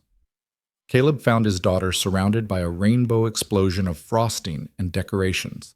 Her face was smeared with icing, and she was concentrating fiercely on a snowman cookie. Daddy! She launched herself at him, sticky hands and all. How was your friend? She was good, actually. He knelt down to her level. How would you feel about meeting her? Tonight? Mia's eyes went wide. Really? Really? Her grandmother invited us for dinner. Both of us? Both of us. Mia threw her arms around his neck, squeezing tight. Is she going to be your girlfriend? I don't know yet, sweetheart. We're still figuring it out. But you like her? Yeah, I like her. Then she's probably going to like me too because I'm awesome. Mia said it with such confidence that Caleb couldn't help but laugh. You are definitely awesome. They spent the afternoon in controlled chaos. Mia insisted on picking out her outfit, changing clothes 4 times before settling on her favorite purple dress with the twirly skirt. She made Caleb help her curl her hair, a process that involved tears and negotiation and finally a YouTube tutorial. What if she doesn't like me? Mia asked as Caleb wrestled with the curling iron. Impossible. You're the most likable person I know. But what if she thinks I'm weird? Then she'd be right because you are weird. In the best way. He kissed the top of her head. But sweetheart, this is just dinner. We're meeting her grandmother. Victoria and I are still friends. Friends who hold hands? Who told you, Mrs. Chen? Mia grinned, unrepentant. At precisely 6 o'clock, Victoria's Audi pulled up outside their apartment building. Caleb watched from the window as she got out, looking as nervous as he felt. She'd changed clothes too, a soft blue sweater and dark jeans, her hair pulled back in a loose ponytail. She's here! Mia bounced on her toes. Can I answer the door? Wait until she knocks. What if she's nice, Daddy? What if she really likes us? Then we'll be very lucky. The knock came, soft and tentative. Mia practically vibrated with excitement. Okay, Caleb said. Remember your manners. Mia nodded solemnly, then threw open the door. Victoria stood in the hallway, and for a moment she just stared. At Mia in her purple dress, curls bouncing. At Caleb in his good shirt, trying to look calm. Hi, Victoria said softly. Hi, Mia chirped. I'm Mia. Are you Daddy's special friend? Mia, Caleb started, but Victoria laughed, genuine and warm. I hope so. Is it okay if I come in? Yes, we're almost ready. Daddy took forever to do my hair. Mia grabbed Victoria's hand, pulling her inside. Do you like unicorns? I got a new one for Christmas. Her name is Sparkle Rainbow Princess. Victoria glanced at Caleb over Mia's head, her expression a mix of terror and delight. I love unicorns, she said. And just like that, Mia was off, dragging Victoria into her room to show her the entire collection of stuffed animals, each with its own detailed backstory. Caleb followed, watching as Victoria knelt on the floor of his daughter's messy bedroom, listening with genuine interest as Mia explained the complex social hierarchy of her toy kingdom. "This one is Buttercup," Mia said, holding up a bedraggled unicorn with a missing eye. "She's the oldest, so she's in charge. And this is Moonbeam. She's shy but very smart. And this is Sir Hornsby," Victoria supplied, pointing to a unicorn wearing a hand-drawn paper crown. Mia gasped. "How did you know?" "He looks like a Sir Hornsby." Victoria adjusted the crown. "Very distinguished." Mia beamed, and Caleb felt something shift in his chest. This woman, this brilliant, successful, complicated woman, was sitting on his daughter's bedroom floor, talking about unicorns like it was the most important conversation in the world. "We should probably get going," Caleb said gently. "We don't want to be late." "Can I bring Sparkle Rainbow Princess?" Mia asked Victoria. "Absolutely. I think my grandmother would love to meet her." They piled into Victoria's car, Mia chattering nonstop from the back seat about school and Christmas, and her best friend Emma, who got a real puppy. Victoria listened, asking questions, laughing at Mia's knock-knock jokes. "Your grandmother won't mind?" Caleb asked quietly during a rare pause in Mia's monologue. "That I brought Mia? Are you kidding? She's going to love her." Victoria glanced in the rearview mirror at Mia, who was now making Sparkle Rainbow Princess dance. "Besides, I wanted to meet her, wanted to see this part of your life." "It's messy," Caleb warned. "So is mine. We'll be messy together." Catherine's house was smaller than her daughter's mansion, an elegant townhouse in a historic neighborhood. She answered the door herself, wearing slacks and a silk blouse, her white hair perfectly styled. "Victoria, darling, and you must be Caleb." She turned to Mia. "And who is this beautiful young lady?" "I'm Mia. I'm 6 3/4." Mia held up Sparkle Rainbow Princess. "This is my unicorn. She wanted to meet you too." Catherine's face softened in a way Caleb suspected it rarely did. "Well, I'm honored. Please come in. All of you." The townhouse was warm and lived in, filled with books and art and comfortable furniture that invited sitting. Catherine led them to a dining room where the table was set for 4, candles already lit. "I hope you don't mind," Catherine said, pulling out a chair for Mia.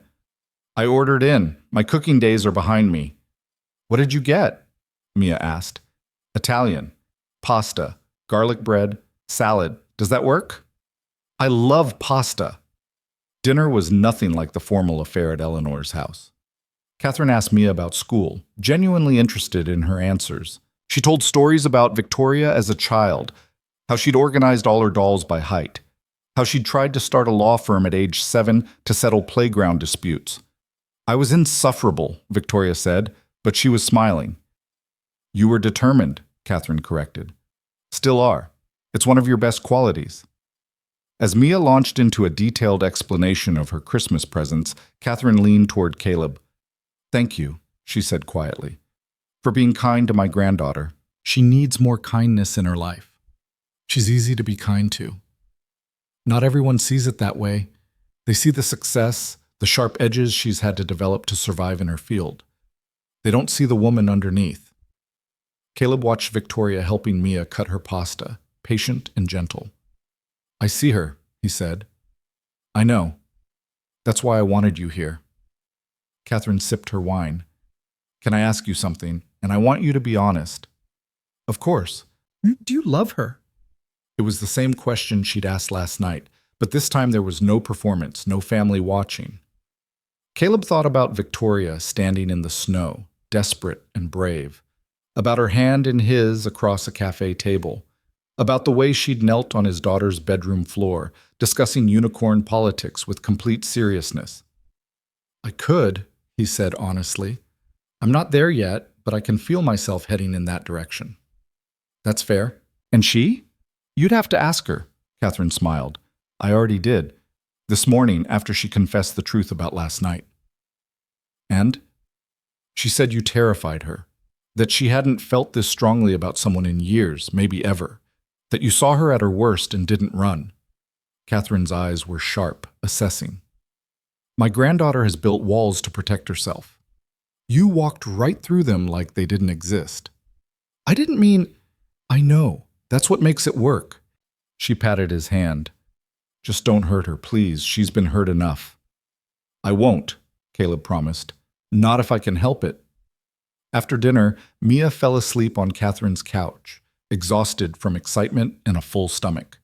Victoria covered her with a blanket, tucking it around her small shoulders with surprising tenderness. "She's wonderful," Victoria whispered to Caleb. "She is. She looks like you. Same eyes. She has her mother's smile, though." Victoria looked at him, her expression soft in the lamplight. "Does it bother you, talking about her?" "Not anymore. It did for a long time, but..." He looked at his sleeping daughter. "Sarah would have liked you. She had a thing about people who worked too hard and forgot to take care of themselves. Sounds like she was wise." "She was. About most things." He paused. "She told me once that love wasn't about replacing people. It was about making room for new people alongside the old ones." Victoria's hand found his in the dim light. Catherine appeared in the doorway, holding Victoria's coat. "I think," she said softly, "it's time for little ones to go home. Caleb, you're welcome to stay and carry her, but I suspect you'll want your own bed." They gathered their things quietly. Caleb scooped up Mia, who mumbled something about unicorns and curled against his chest. Victoria held the door as they made their way to the car. "Thank you," Victoria said to her grandmother, "for tonight, for understanding. Thank you for being brave enough to try." Catherine kissed her cheek. "Now go. Build something real." The drive home was quiet, Mia sleeping in the back, Christmas lights blurring past the windows. When Victoria pulled up outside Caleb's building, neither of them moved to get out. "Tonight was perfect," Victoria said finally. "It was. Mia is incredible." "She liked you too. That's rare. She's usually shy around new people." "Maybe she recognized something." Victoria turned to face him. "Caleb, I need to tell you something." His heart rate picked up. "Okay. I'm scared, really scared, of this, of us, of wanting something that might not work." "Me too. But I want to try, really try, not because of my family or some Christmas miracle, because you make me feel like I can be myself, all the messy, complicated, imperfect parts." Caleb reached across the console, cupping her face in his hand. "You are messy and complicated, so am I. Maybe that's enough." "Is it?" Instead of answering, he leaned in and kissed her, soft, tentative, questioning. Victoria's hand came up to his chest, fingers curling in his shirt, and she kissed him back. It wasn't perfect, their noses bumped, the angle was awkward, but it was real. When they broke apart, Victoria was smiling. "So," she said breathlessly, "we're doing this. Looks like it. I don't know how exactly. The logistics are going to be..." "One day at a time," Caleb interrupted. "We figure it out as we go." "No plan? Just honesty. And showing up. And trying." Victoria laughed, but her eyes were bright with tears. "That's terrifying. That's life." He carried Mia upstairs, Victoria following. At his apartment door, she hesitated. "I should go," she said. "You should." But neither of them moved. Finally, Victoria stood on her toes and kissed him once more, quick and sweet. "Tomorrow?" she asked. "Tomorrow." "What time?" "Whenever works. I'm off all week." "Breakfast? I could bring bagels." Caleb smiled. "We'd love that." He watched her walk back to her car, watched her drive away into the night. Then he carried his sleeping daughter to her bed, tucked her in with her army of unicorns around her. In his own room, he found a text waiting. "Victoria, thank you for tonight, for letting me into your world." Caleb, "Thank you for wanting in." Victoria, "See you tomorrow. With bagels." Caleb, "Can't wait." He lay in bed, staring at the ceiling, and for the first time in 3 years, allowed himself to imagine a future that included someone other than just him and Mia. Allowed himself to hope that maybe, just maybe, second chances were real. Outside his window, snow began to fall again, soft and steady, covering the world in quiet white. And in that moment, between Christmas and the unknown future, Caleb Hayes let himself believe in possibilities. Morning came too early. Pale winter light filtering through curtains Caleb hadn't bothered to close. He woke to the sound of Mia singing in the living room, her voice carrying down the hallway with an enthusiasm that only 6-year-olds possessed before coffee. His phone showed 3 missed messages. Victoria, "I'm at the bagel place. They have 17 varieties. This is harder than contract negotiation." Victoria. Got a variety pack? If Mia doesn't like any of them, I'm a failure as a potential future person in her life. Victoria. That last message was too much. Pretend I didn't send it. See you in 20. Caleb smiled, the kind that hurt his face because it was so unfamiliar. He typed back quickly. Caleb. She'll love whatever you bring. She's 6. Carbs are life. Victoria. What about you? Caleb. I'm 38. Carbs are still life. Victoria. Good to know. Pulling up now. He threw on clean clothes and found Mia already dressed, her hair brushed into 2 lopsided pigtails she'd clearly done herself. She'd set the table with their mismatched plates and the fancy napkins they only used for birthdays. Is Victoria coming? Mia asked, though her grin said she already knew. She's bringing breakfast. I knew it! I knew you liked her. Mia spun in a circle, her dress twirling. Mrs. Chen said when people bring you food, it means they care about you. Mrs. Chen needs to stop. The doorbell rang. Mia ran to answer it before Caleb could stop her, throwing open the door to reveal Victoria holding 2 paper bags and a cardboard carrier with 3 coffee cups. Hi, Mia announced. We're ready for bagels. Victoria laughed, and the sound filled the small apartment with warmth. Good. Because I bought way too many. I may have panicked. She stepped inside, and Caleb saw what he'd missed last night in the dim light, the dark circles under her eyes, the tension in her shoulders. She'd slept as poorly as he had, probably spent half the night second-guessing everything. You okay? He asked quietly while Mia investigated the bagel bags. Terrified, Victoria admitted. But here, anyway. That's brave. Or stupid. Sometimes they're the same thing. Mia had already claimed a cinnamon raisin bagel and was spreading cream cheese with intense concentration. Victoria pulled out the remaining options. Everything. Plain, blueberry, sesame, chocolate chip. You weren't kidding about panicking, Caleb said. I wanted options. What if she was allergic to sesame? What if you hated blueberries? What if... Victoria. He caught her hand. Breathe. She took a shaky breath, then another. This is weird, right? She said. Yesterday we were pretending to be engaged. Today I'm having breakfast with your daughter, and I have no idea what I'm doing. Join the club. I've been winging parenthood for 6 years. You're good at it, though. Last night, watching you with her, you're really good at it. I'm adequate at it. There's a difference. He pulled out a chair for her. But I show up. That's half the battle. They ate breakfast together, Mia chattering about her Christmas presents, while Victoria listened with the same focused attention she probably gave to legal briefs. She asked follow-up questions, engaged with Mia's rambling stories about school, and didn't once check her phone. Do you have to work today? Mia asked between bites. Victoria shook her head. I took the whole week off, first vacation in 2 years. 2 years? Caleb stared at her. I had cases, deadlines, you know how it is. I really don't. I take my vacation days, all of them. Victoria flushed. I know I work too much. Everyone tells me I work too much. I'm not criticizing. I'm just... He searched for the right words. I'm worried about you.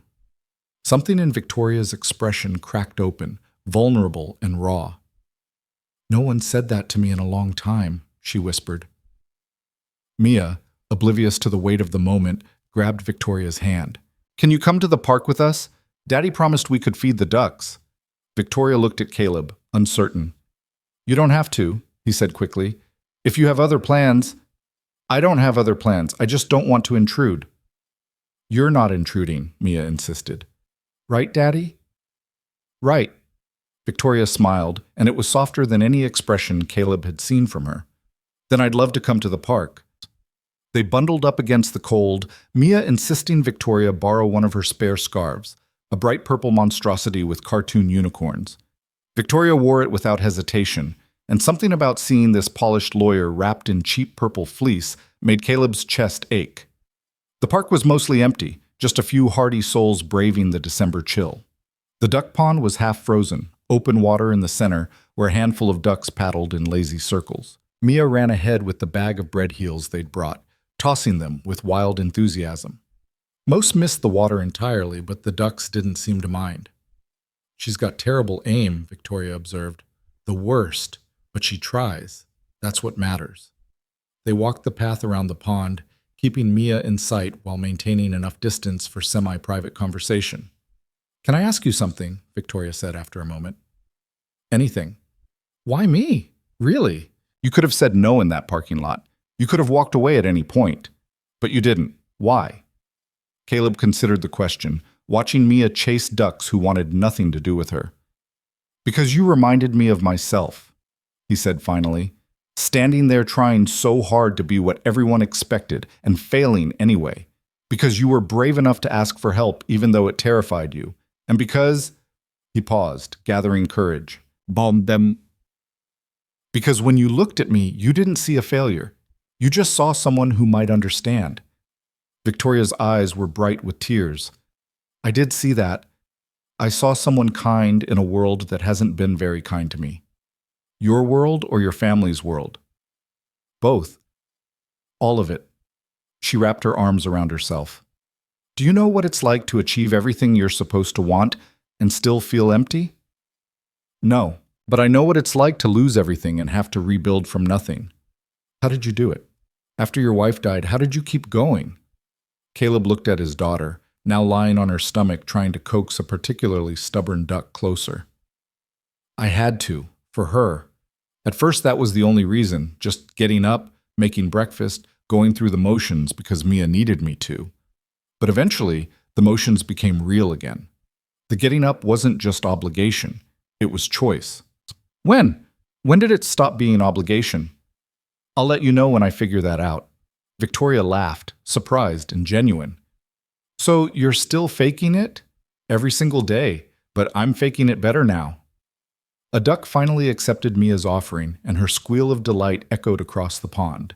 She ran back to them, breathless and beaming. "Did you see? Did you see? He ate right from my hand." "I saw," Caleb said. "Very brave of you." "Ducks can be mean," Mia informed Victoria seriously. "But if you're patient, they trust you." "That's good advice for lots of things," Victoria said. Mia nodded sagely, then grabbed both their hands. "Can we get hot chocolate, please? There's a stand by the playground." They let her pull them toward the small concession stand that operated year-round, staffed by teenagers who looked miserable in the cold. Caleb ordered 3 hot chocolates, ignoring Victoria's attempt to pay. "I've got it," he said. "You paid for—" "Wait, no, I brought breakfast." "Then we're even." "We're not even close to even." "Let me contribute." "Victoria." He caught her eye. "It's hot chocolate, not a down payment on a house." She flushed. "Sorry, I'm not used to—" She gestured vaguely. "This. Letting someone else take care of things. Get used to it." They found a bench near the playground, Mia running off to the swings with her hot chocolate clutched carefully in both hands. The morning sun broke through the clouds, weak but warming. "I talked to my mother this morning," Victoria said suddenly. Caleb tensed. "And?" "She wanted to know if we were still engaged. If you were suitable. If I'd lost my mind." Victoria stared into her cup. I told her the truth. "The whole truth?"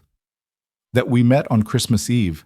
That I asked you to pretend because I was tired of being judged. That we're seeing where this goes because, for the first time in years, I've met someone who makes me want to try."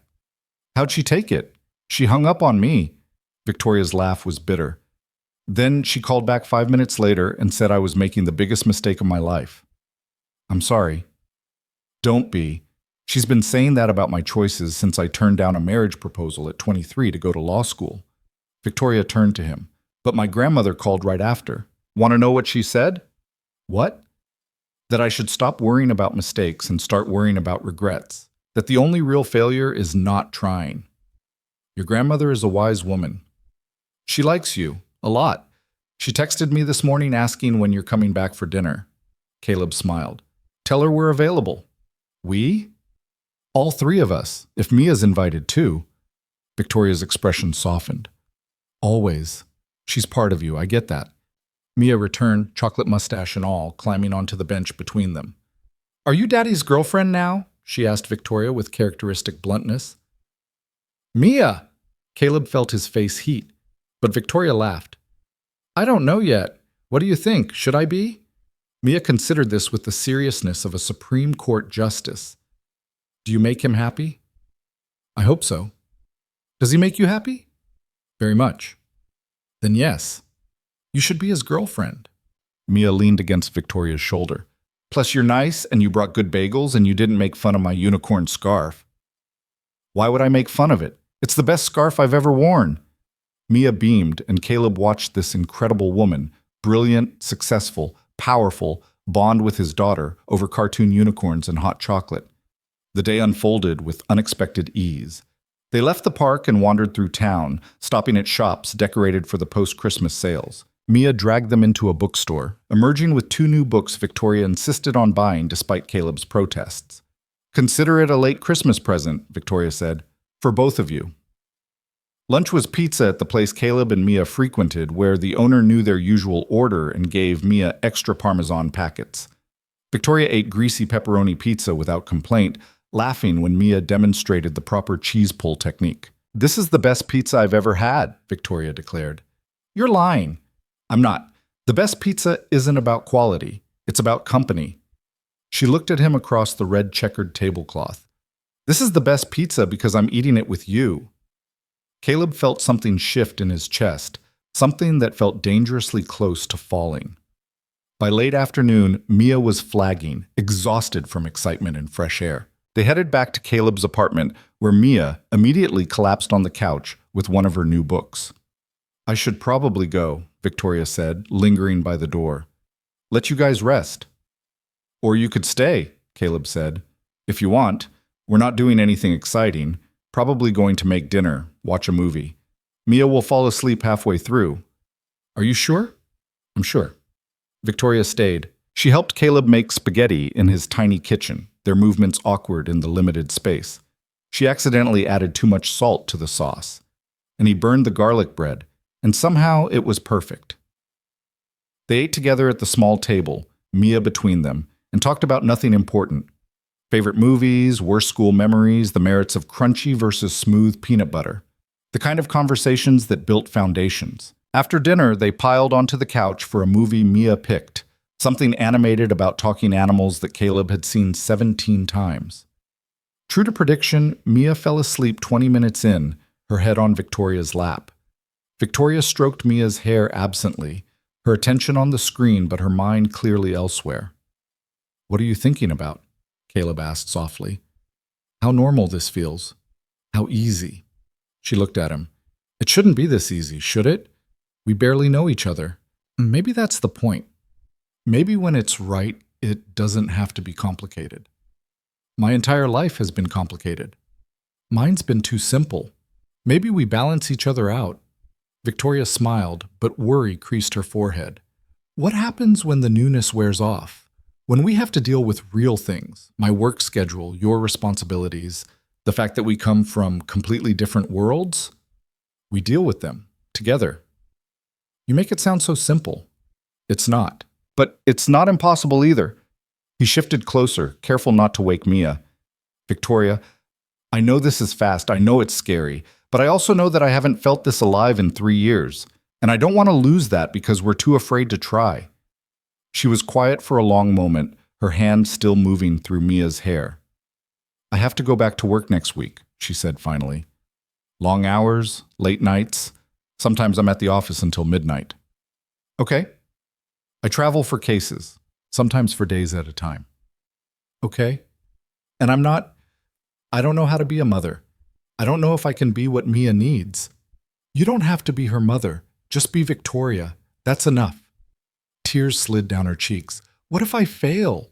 What if I can't balance everything and something breaks? Caleb reached over, cupping her face in his hand. Then we'll pick up the pieces and try again. That's what people do. I'm scared. Me too. But you're still here. So are you. Victoria leaned into his touch, and they sat like that. An instant family that shouldn't work but somehow did, while the movie played on and snow began to fall outside the window. Eventually, Caleb carried Mia to bed, tucking her in with her army of stuffed unicorns. When he returned, Victoria was standing by the door, coat in hand. I really should go this time, she said. I know, but I don't want to. So don't, Victoria laughed. You're not making this easier. I'm not trying to. He crossed the room to her. Victoria, I need you to know something. What? I'm not going anywhere. Whatever happens, however complicated this gets, I'm in this. For real. She searched his face, looking for doubt, for the hesitation she'd probably encountered in every other relationship. She wouldn't find it, because Caleb Hayes had spent 3 years in the dark, and Victoria Langford had reminded him what light looked like. I'm in this too, she whispered. It terrifies me, but I'm in. He kissed her then, soft and slow and full of promise. Her arms wrapped around his neck, and for a moment the world narrowed to just this, just them, just now, just possible. When they broke apart, Victoria rested her forehead against his. What do we do now? She asked. We take it one day at a time. We're honest with each other. We don't run when it gets hard. And when my family inevitably makes this difficult, we deal with it together. And when work pulls me away, I'll be here when you get back. You make it sound so simple. It is simple. Not easy, but simple. He smiled. I like you. You like me. We both want to see where this goes. Everything else is just logistics. Victoria pulled back, studying him with those sharp lawyer eyes that probably intimidated judges. You're either the bravest man I've ever met or the most foolish. Probably both. She laughed, the sound bright and free. Okay, let's do this. Let's actually do this. You sure? Not even a little bit, but I'm doing it anyway. They stood in his doorway for another 10 minutes, neither wanting to break the spell. Finally, Victoria forced herself to leave, but not before kissing him one more time. Caleb watched from his window as she drove away, her taillights disappearing into the snowy night. His phone buzzed almost immediately. Victoria, I miss you already. This is ridiculous. Caleb, completely ridiculous. What are you doing tomorrow? Victoria, whatever you're doing. Caleb, Mia has a play date at 2. I'll be free after. Victoria, pick me up at 3? Caleb, it's a date. Victoria, a real one this time. Caleb, the realist. The week passed in a blur of stolen moments and building routines. Victoria came over for dinner most nights, learning Mia's preferences and quirks. She discovered that Mia hated peas but loved broccoli, that bedtime stories required specific voices for each character, that Tuesday was pizza night and Saturday morning was pancakes. She learned that Caleb hummed while he cooked, that he checked on Mia 3 times after putting her to bed, that he kept Sarah's picture on the mantle not out of grief, but remembrance. Caleb learned that Victoria took her coffee black, that she worked through problems by pacing, that she'd never learned to cook because there'd never been time. He learned about the cases that haunted her, the clients she couldn't help, the weight she carried from being the only woman partner in a firm of 12. They learned each other's damage and didn't run. On New Year's Eve, Catherine insisted they come for dinner. Just the 4 of them. No extended family, no judgment, just celebration. To new beginnings, Catherine toasted as midnight approached, raising her glass, and to being brave enough to choose happiness.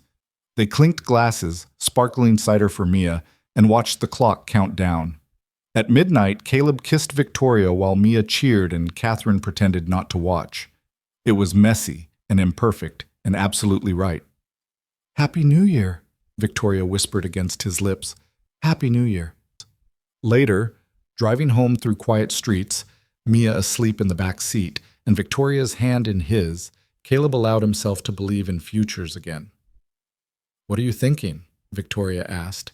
That 3 weeks ago I was standing outside a restaurant on Christmas Eve thinking my life was over, and now, he squeezed her hand, now I have this. This being? You, us, whatever we're building. Victoria was quiet for a moment. I need to tell you something. His heart rate picked up. Okay. My firm is offering me a promotion. Senior partner. It's everything I've worked for. That's amazing, Victoria. It means more hours, more travel, more responsibility. She looked at him, fear in her eyes. I'd understand if that's too much, if you can't take the promotion. But take it, Victoria. You've earned it. You deserve it. He pulled up outside his building, turning to face her fully. We'll figure out the logistics. We'll make it work. You don't know that. I know I'm not asking you to choose between your career and me. I'd never ask that. Tears spilled down her cheeks. Preston did. He said I had to choose. I'm not Preston. I don't need you to be less so I can feel like more. Caleb wiped her tears with his thumb. Take the promotion. Be brilliant. I'll be here cheering you on. What if we barely see each other? Then we'll make the time we have count. Quality over quantity, right? Victoria laughed through her tears. You're too good to be true. I'm really not. I'm going to mess this up sometimes.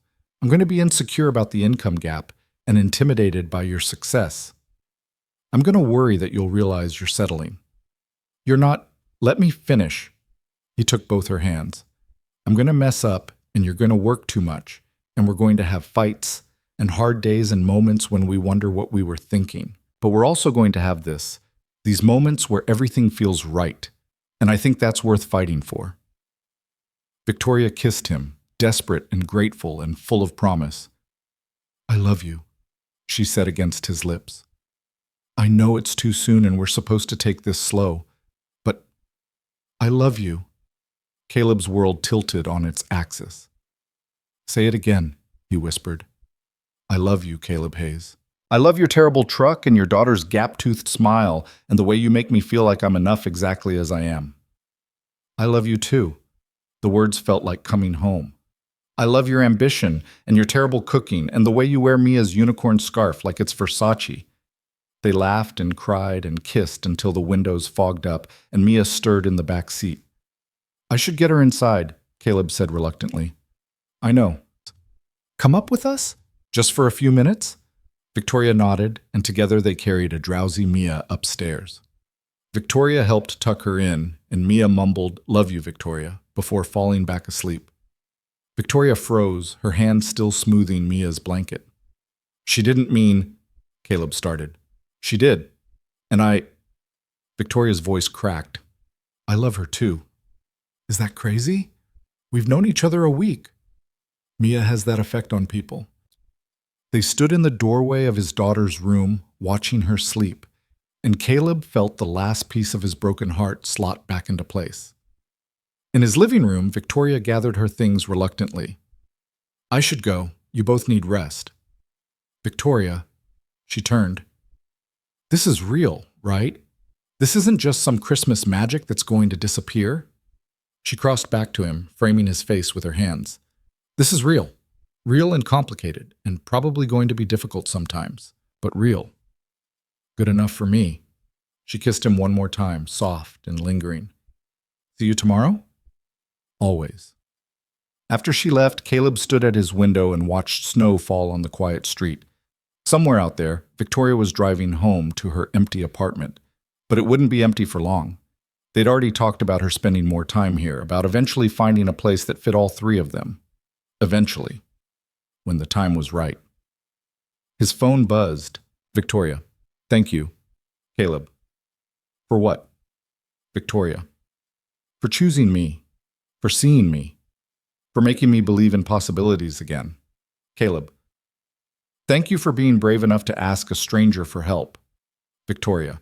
Best decision I ever made. Caleb. Second best. Your best was deciding to make it real. Victoria. We're really doing this, aren't we? Building something. Caleb. We really are. Victoria. I'm scared. Caleb. Me too. But we're scared together. That's what matters. Victoria. Together. I like the sound of that. Caleb. Me too. Now go to sleep. I'll see you in the morning. Victoria. Good night, Caleb. I love you. Caleb. I love you too. More than I thought possible. He put down his phone and checked on Mia one last time, kissing her forehead and adjusting her blankets. Then he went to his own room, where Sarah's picture sat on his nightstand. I think you'd like her, he told the photograph. She's nothing like you, but she makes me feel the same way, like I'm more than I thought I could be. The picture, of course, didn't answer, but Caleb imagined Sarah smiling, giving him permission to move forward, to love again, to build a new life from the ashes of the old one. Outside, the world was quiet and white, blanketed in fresh snow. Inside, Caleb Hayes closed his eyes and dreamed of tomorrows instead of yesterdays, of a future built on honesty and bagels and unicorn scarves, of second chances and first loves and everything in between, of choosing kindness and having kindness choose him back. He fell asleep smiling, no longer invisible, no longer forgotten. Finally, completely, chosen. The first real test came in February, when Victoria's promotion became official and the reality of their situation settled in like frost on a window. She'd warned him it would be intense, but Caleb hadn't truly understood what that meant until he spent 3 nights in a row eating dinner alone with Mia, staring at his phone and waiting for texts that came later and later each evening. Victoria. Still at the office, deposition prep running long, I'm sorry. Victoria. Don't wait up.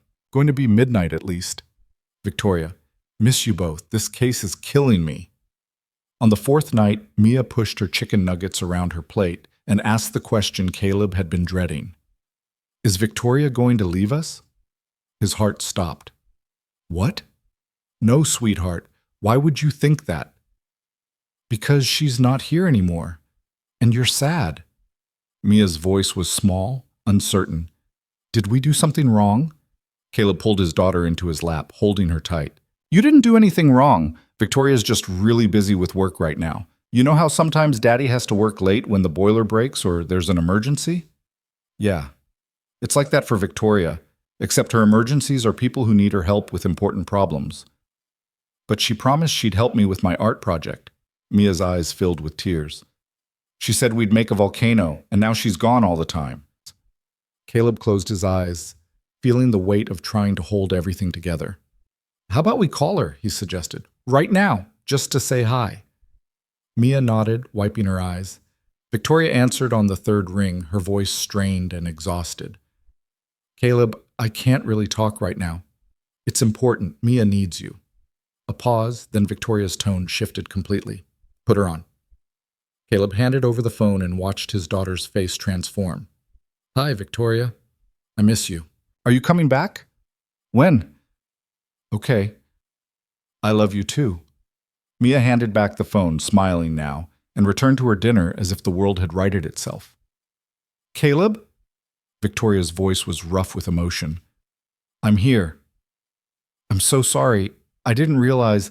I've been so buried in this case I lost track of everything else. I know, it's okay. It's not okay.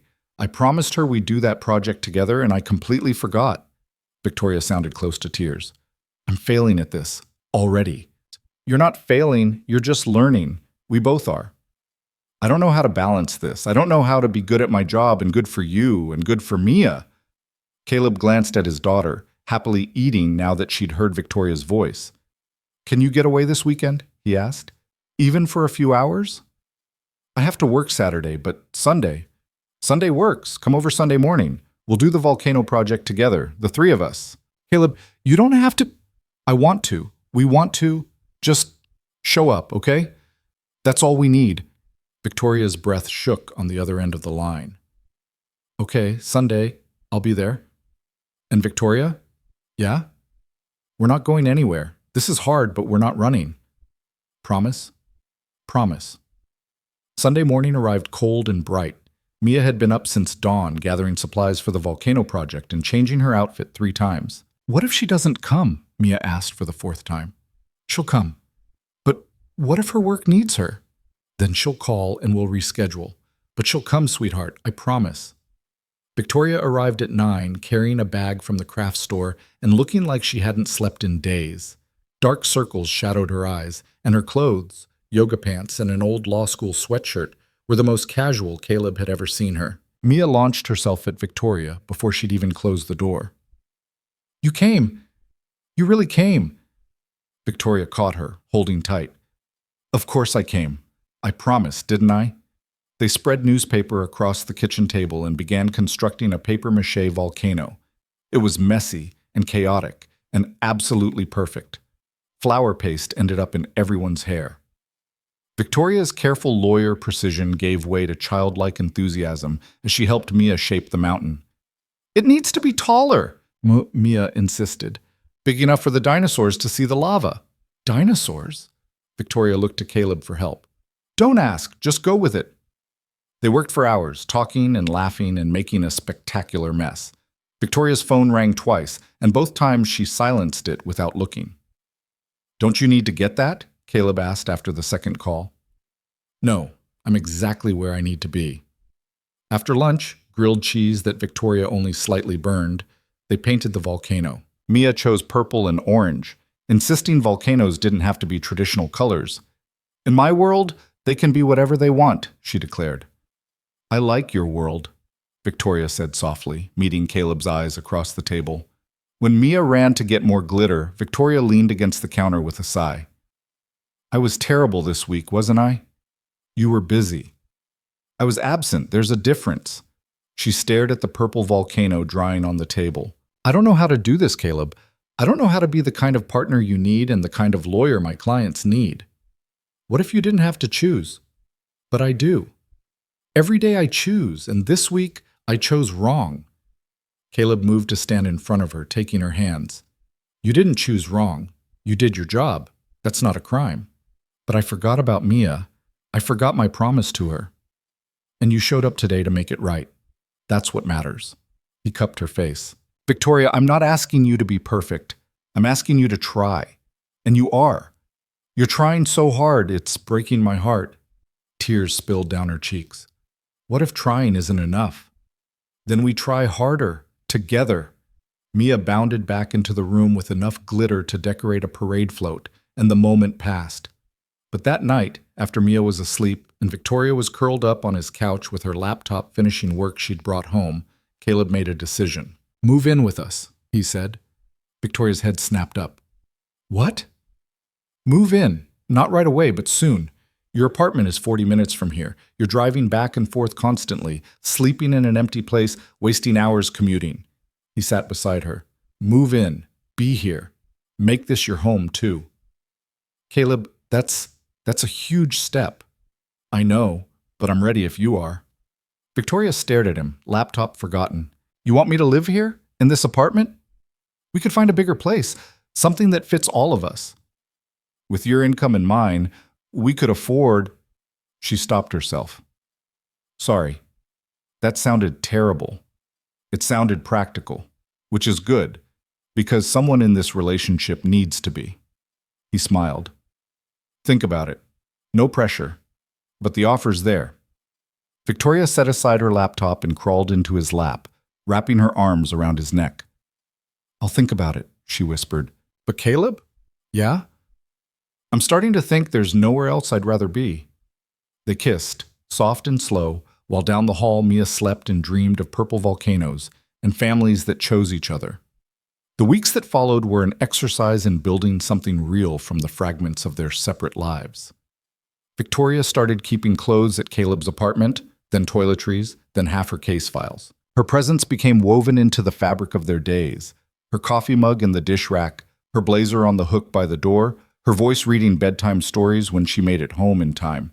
But the pressure was mounting. Victoria's caseload increased with her new position, and the hours grew longer. Some nights she didn't make it home at all, texting Caleb at 2 a.m. from her office couch. And then came the breaking point. It was a Tuesday in March when Victoria's phone rang during dinner. She glanced at the screen and her face went pale. "I have to take this," she said, already standing.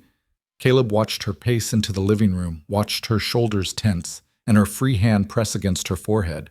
When she came back 5 minutes later, she looked shattered. "I have to go to Chicago," she said. "Tonight. There's a situation with the Hendricks case, and I'm the only one who can handle it." "For how long?" 4 days. Maybe 5. Mia's fork clattered against her plate. "But you promised we'd go to my school thing on Thursday. You promised." Victoria knelt beside Mia's chair. "I know, sweetheart. I'm so sorry, but this is really important. I'm important too." Mia's voice cracked. "You keep promising, and then you leave." "Mia," Caleb started, but his daughter was already running to her room, sobs echoing down the hallway. Victoria stood, her face crumpling. "I should go after her." "Let me," Caleb said gently. "You need to pack."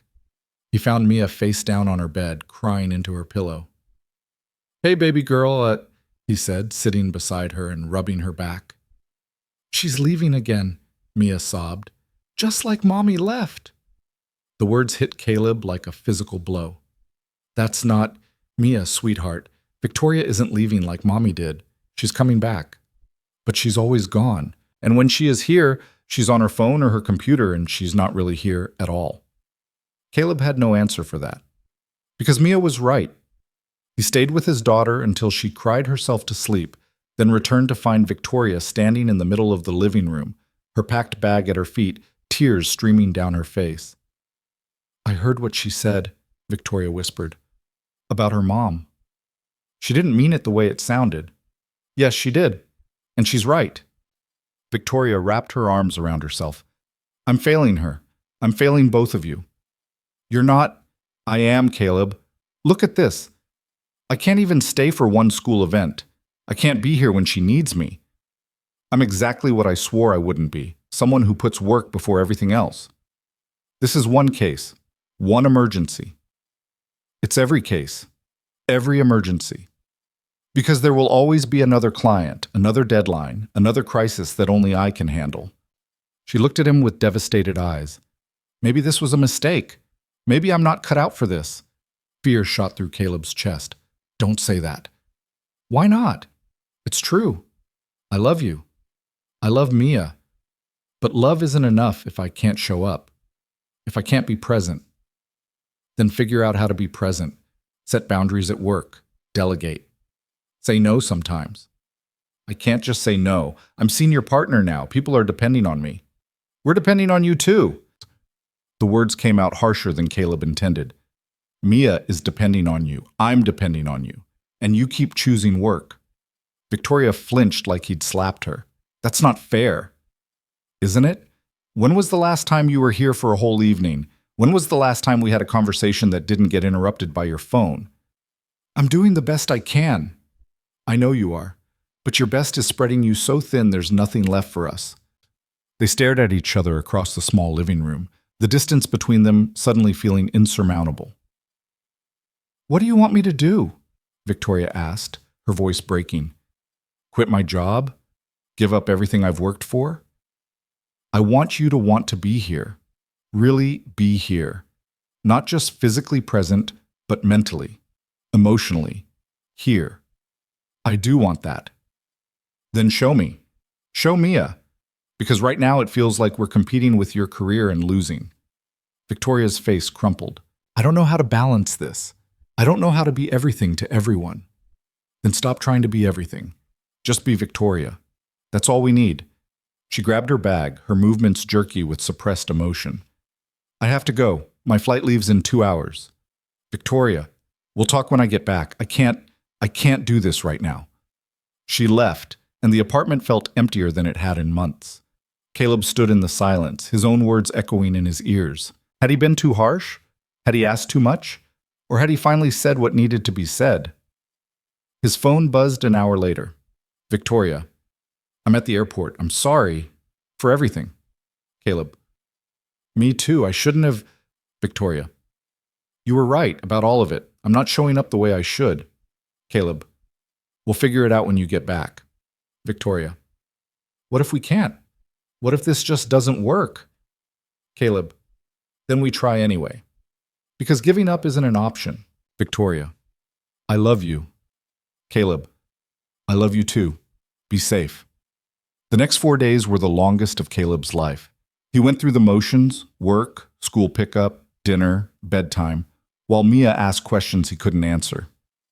Is Victoria mad at me? She asked on Wednesday night. No, sweetheart. She's mad at herself. Why? Because she wants to be here and can't be, and that's really hard for her. Does she still love us? More than anything. Then why doesn't she come back? She will, soon. But when Victoria finally returned on Saturday morning, she didn't look like someone who'd found answers. She looked exhausted, defeated, like she'd spent 4 days fighting a losing battle. Mia ran to her anyway, hugging her tight. I missed you. I missed you too, sweetheart. Victoria held her close, her eyes finding Caleb's over Mia's head. So much. They sent Mia to play in her room, and Victoria collapsed onto the couch. I did a lot of thinking on this trip, she said without preamble. Caleb's stomach clenched.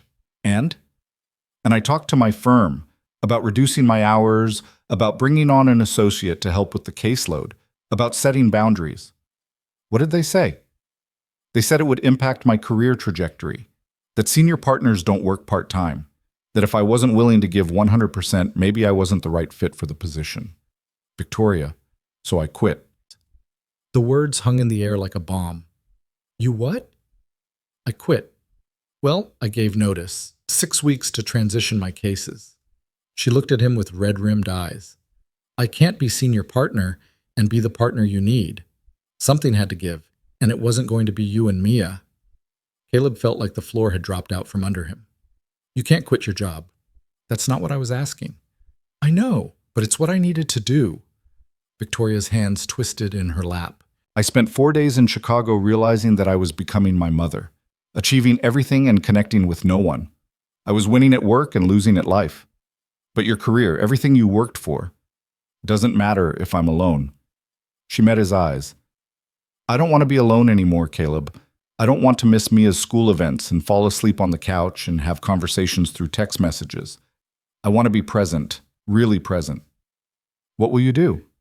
I don't know yet. Maybe open my own practice with better hours. Maybe consult.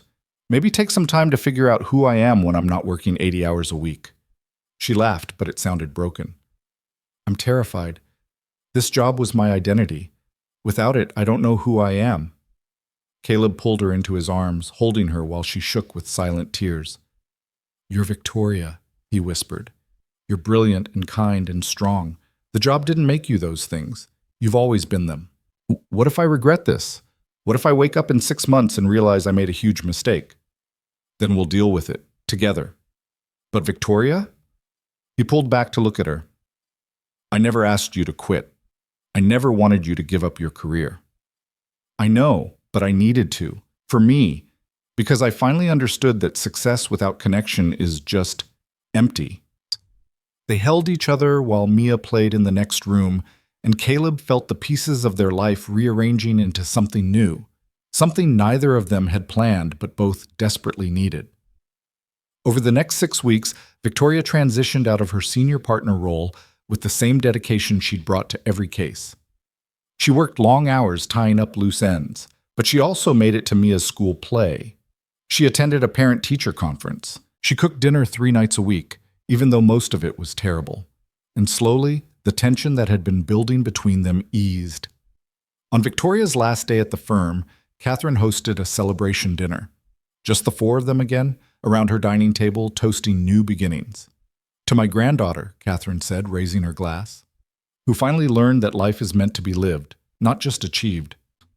To foolish decisions and second chances, Victoria added with a smile. To family, Mia chimed in, beaming. To choosing each other, Caleb finished, his eyes on Victoria, every single day. That night, after they'd put Mia to bed, Victoria pulled out her laptop and showed Caleb the business plan she'd been working on. I'm opening my own firm, she said. Small, boutique, focused on clients I actually care about helping. No more corporate mergers, just people who need advocacy. That sounds perfect. It's risky. The income won't be what it was. We'll manage. And I want to do it from home. Well, from our home. She looked up at him. If the offer still stands, about moving in. Caleb's heart swelled. The offer definitely still stands. We'll need a bigger place, somewhere with room for an office and a bedroom for Mia and space for all of us. We'll find it. And I want to do this right. Meet with a financial planner, set up college funds, make sure we're building something sustainable. We will. Victoria closed her laptop and moved into his arms. I'm still scared. Me too. But less scared than I was. Same. She pulled back to look at him. Caleb Hayes, will you build a life with me? A real one, with messy mornings and burned dinners and school plays and case files on the kitchen table? Victoria Langford, I thought you'd never ask. They kissed, deep and slow, sealing a promise that had started with pretending and become the most real thing in either of their lives. 6 months later, they stood in the living room of a 3-bedroom house in a neighborhood halfway between Caleb's work and Mia's school. It was neither fancy nor modest, just right-sized for a family of 3. Victoria's office occupied the spare bedroom, Mia had claimed the room with the window seat, and their bedroom overlooked a backyard, perfect for the swing set they'd already ordered. "It's perfect," Victoria said, squeezing Caleb's hand. "It's home," he corrected. Mia ran through the empty rooms, her footsteps echoing, her laughter filling the space. "Can we get a dog now, please?" "You said when we had a yard." "We said we'd think about it," Victoria called back. "That's basically a yes." Mia's logic was unassailable. Moving day was chaos. Boxes everywhere, furniture that didn't quite fit, a delivery truck that arrived 3 hours late. But they made it work, all three of them, building their home piece by piece. That night, surrounded by half-unpacked boxes, they ordered pizza and ate it sitting on the floor of their new living room. "To new beginnings," Caleb toasted with his paper cup of soda. "To family," Victoria added. "To getting a dog," Mia insisted. They laughed, and in that moment, everything was exactly as it should be. 1 year after that Christmas Eve meeting in a parking lot, Caleb woke to find Victoria already up, standing at their bedroom window watching snow fall on their quiet street. "What are you thinking about?" he asked, coming up behind her and wrapping his arms around her waist. "About last year. About standing outside that restaurant feeling like my life was over. And now? Now I have this." She turned in his arms. "I have you and Mia and a career that actually fulfills me, and a home that feels like home." She smiled. "I have everything I didn't know I needed." "Same," Caleb said softly. "I spent 3 years surviving, and then you taught me how to live again." They stood like that, watching snow fall, until Mia's voice echoed down the hallway. "It's Christmas Eve. Can we make cookies? Can Victoria help, please?" "Both of us will help," Caleb called back. The day unfolded into a kind of beautiful chaos that had become their normal. Cookies were made and mostly eaten. Mia's new puppy, a rescue mutt named Chester, naturally, destroyed a roll of wrapping paper. Victoria's mother called, stilted and awkward but trying, inviting them for Christmas dinner. "We'll come," Victoria told her, "but we're bringing Caleb's neighbor, Mrs. Chen. She's family too." There was a pause, then Eleanor's sigh. "That would be fine." It wasn't acceptance, not yet, but it was progress. That evening, Caleb drove them to the same restaurant where he'd been rejected 1 year ago. The hostess seated them at a table by the window, the same spot where Ashley had looked at his scuffed shoes and decided he wasn't enough. "Why here?" Victoria asked, though her smile said she knew. "Because I want to replace a bad memory with a good one." They ordered too much food and talked about everything and nothing. Mia told elaborate stories about Chester's adventures.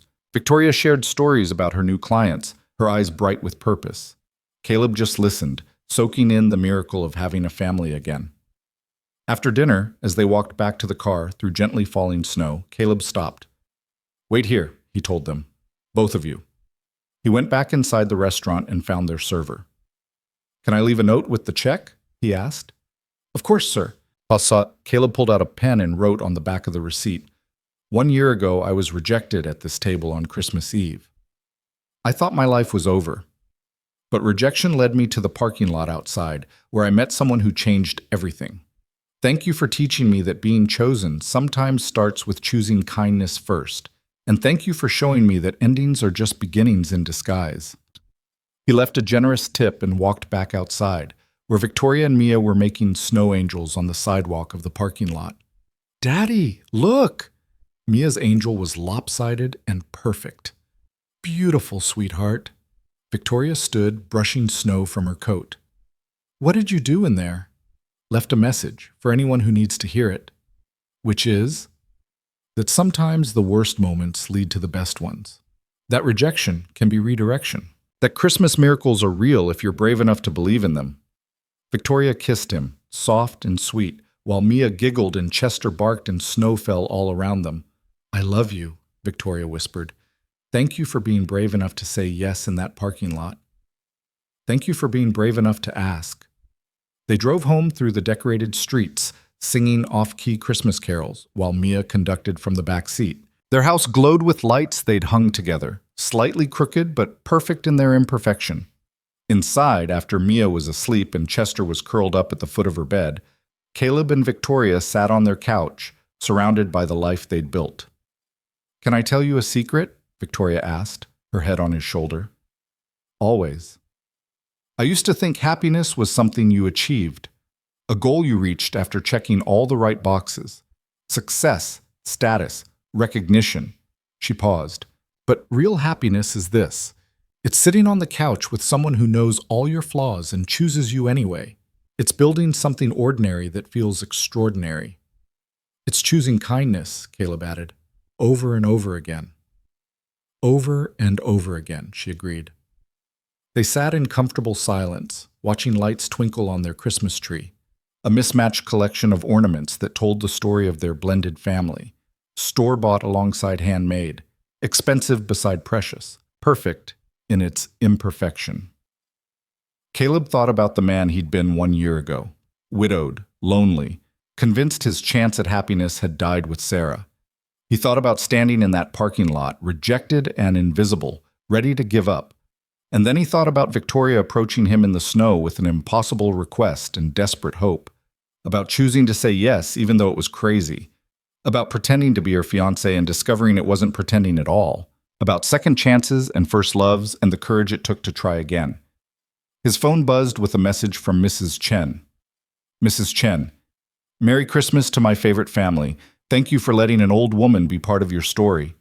He showed Victoria, who smiled and typed a response. Victoria, you're not part of our story, you're family. Always. More messages came in. Catherine checking in. A client Victoria had helped, sending gratitude. Caleb's co-workers sharing photos of their own families. And then one more message, from a number Caleb didn't recognize. Unknown. I found your note at the restaurant. Thank you. I needed to read that tonight. Someone who just got rejected on Christmas Eve. Caleb stared at the message, feeling the circle complete. Caleb, it gets better, I promise. Sometimes the best things start with endings. Be brave. Say yes to possibility. Choose kindness. Unknown. I will. Thank you. He showed Victoria, and tears filled her eyes. You're passing it on, she said. The kindness someone showed you, you're giving it to someone else. That's how it works, right? We receive grace, we give it forward. I love you so much. I love you too. They stayed up until midnight, talking about their plans for the coming year. Victoria's firm was growing slowly but steadily. Caleb had been offered a promotion at work. Nothing fancy, but recognition of his dedication. Mia was thriving in school, making friends, bringing home art projects that covered their refrigerator. They were building something real, something lasting. At midnight, they kissed while church bells rang in the distance, welcoming Christmas Day. Merry Christmas, Victoria whispered. Merry Christmas, Caleb replied. And in the bedroom down the hall, Mia slept peacefully, dreaming of puppies and purple volcanoes and the family that chose each other. Outside, snow continued to fall on their quiet neighborhood, covering everything in white. Fresh starts and new beginnings, endings that became openings, rejection that became redirection. Inside, Caleb Hayes held Victoria Langford close and thought about the journey that had brought them here, about the parking lot encounter that changed everything, about choosing yes when no would have been easier, about believing in possibilities when logic said to give up, about love that started with kindness and grew into home. No more pretending, no more surviving, just living, fully and completely, with people who saw him and stayed. Finally, after 3 years of darkness, Caleb Hayes was no longer invisible. He was chosen. He was loved. He was home. And that was the greatest Christmas miracle of all. The story that began with rejection on Christmas Eve had become a love letter to second chances, to the courage it takes to be vulnerable, to the power of showing up even when it's terrifying. It was a story about two broken people finding wholeness in each other, about a little girl who needed a family and got one, about a grandmother who recognized real love when she saw it, about an elderly neighbor whose kindness mattered more than she knew. It was a story about choosing each other every single day through the mess and the magic. And it was far from over, because every ending is just a new beginning. Every closed door leads to an open window.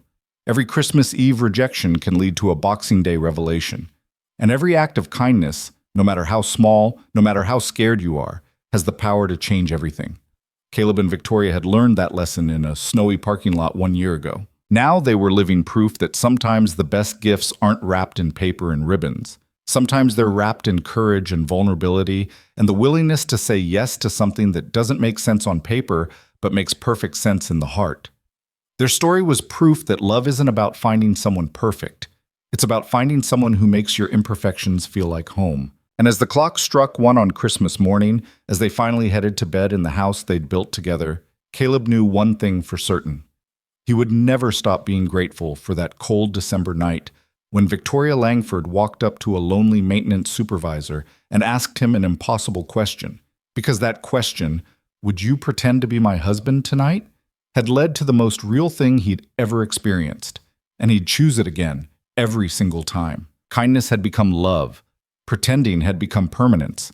And 2 lost souls had found their way home. Together, the end.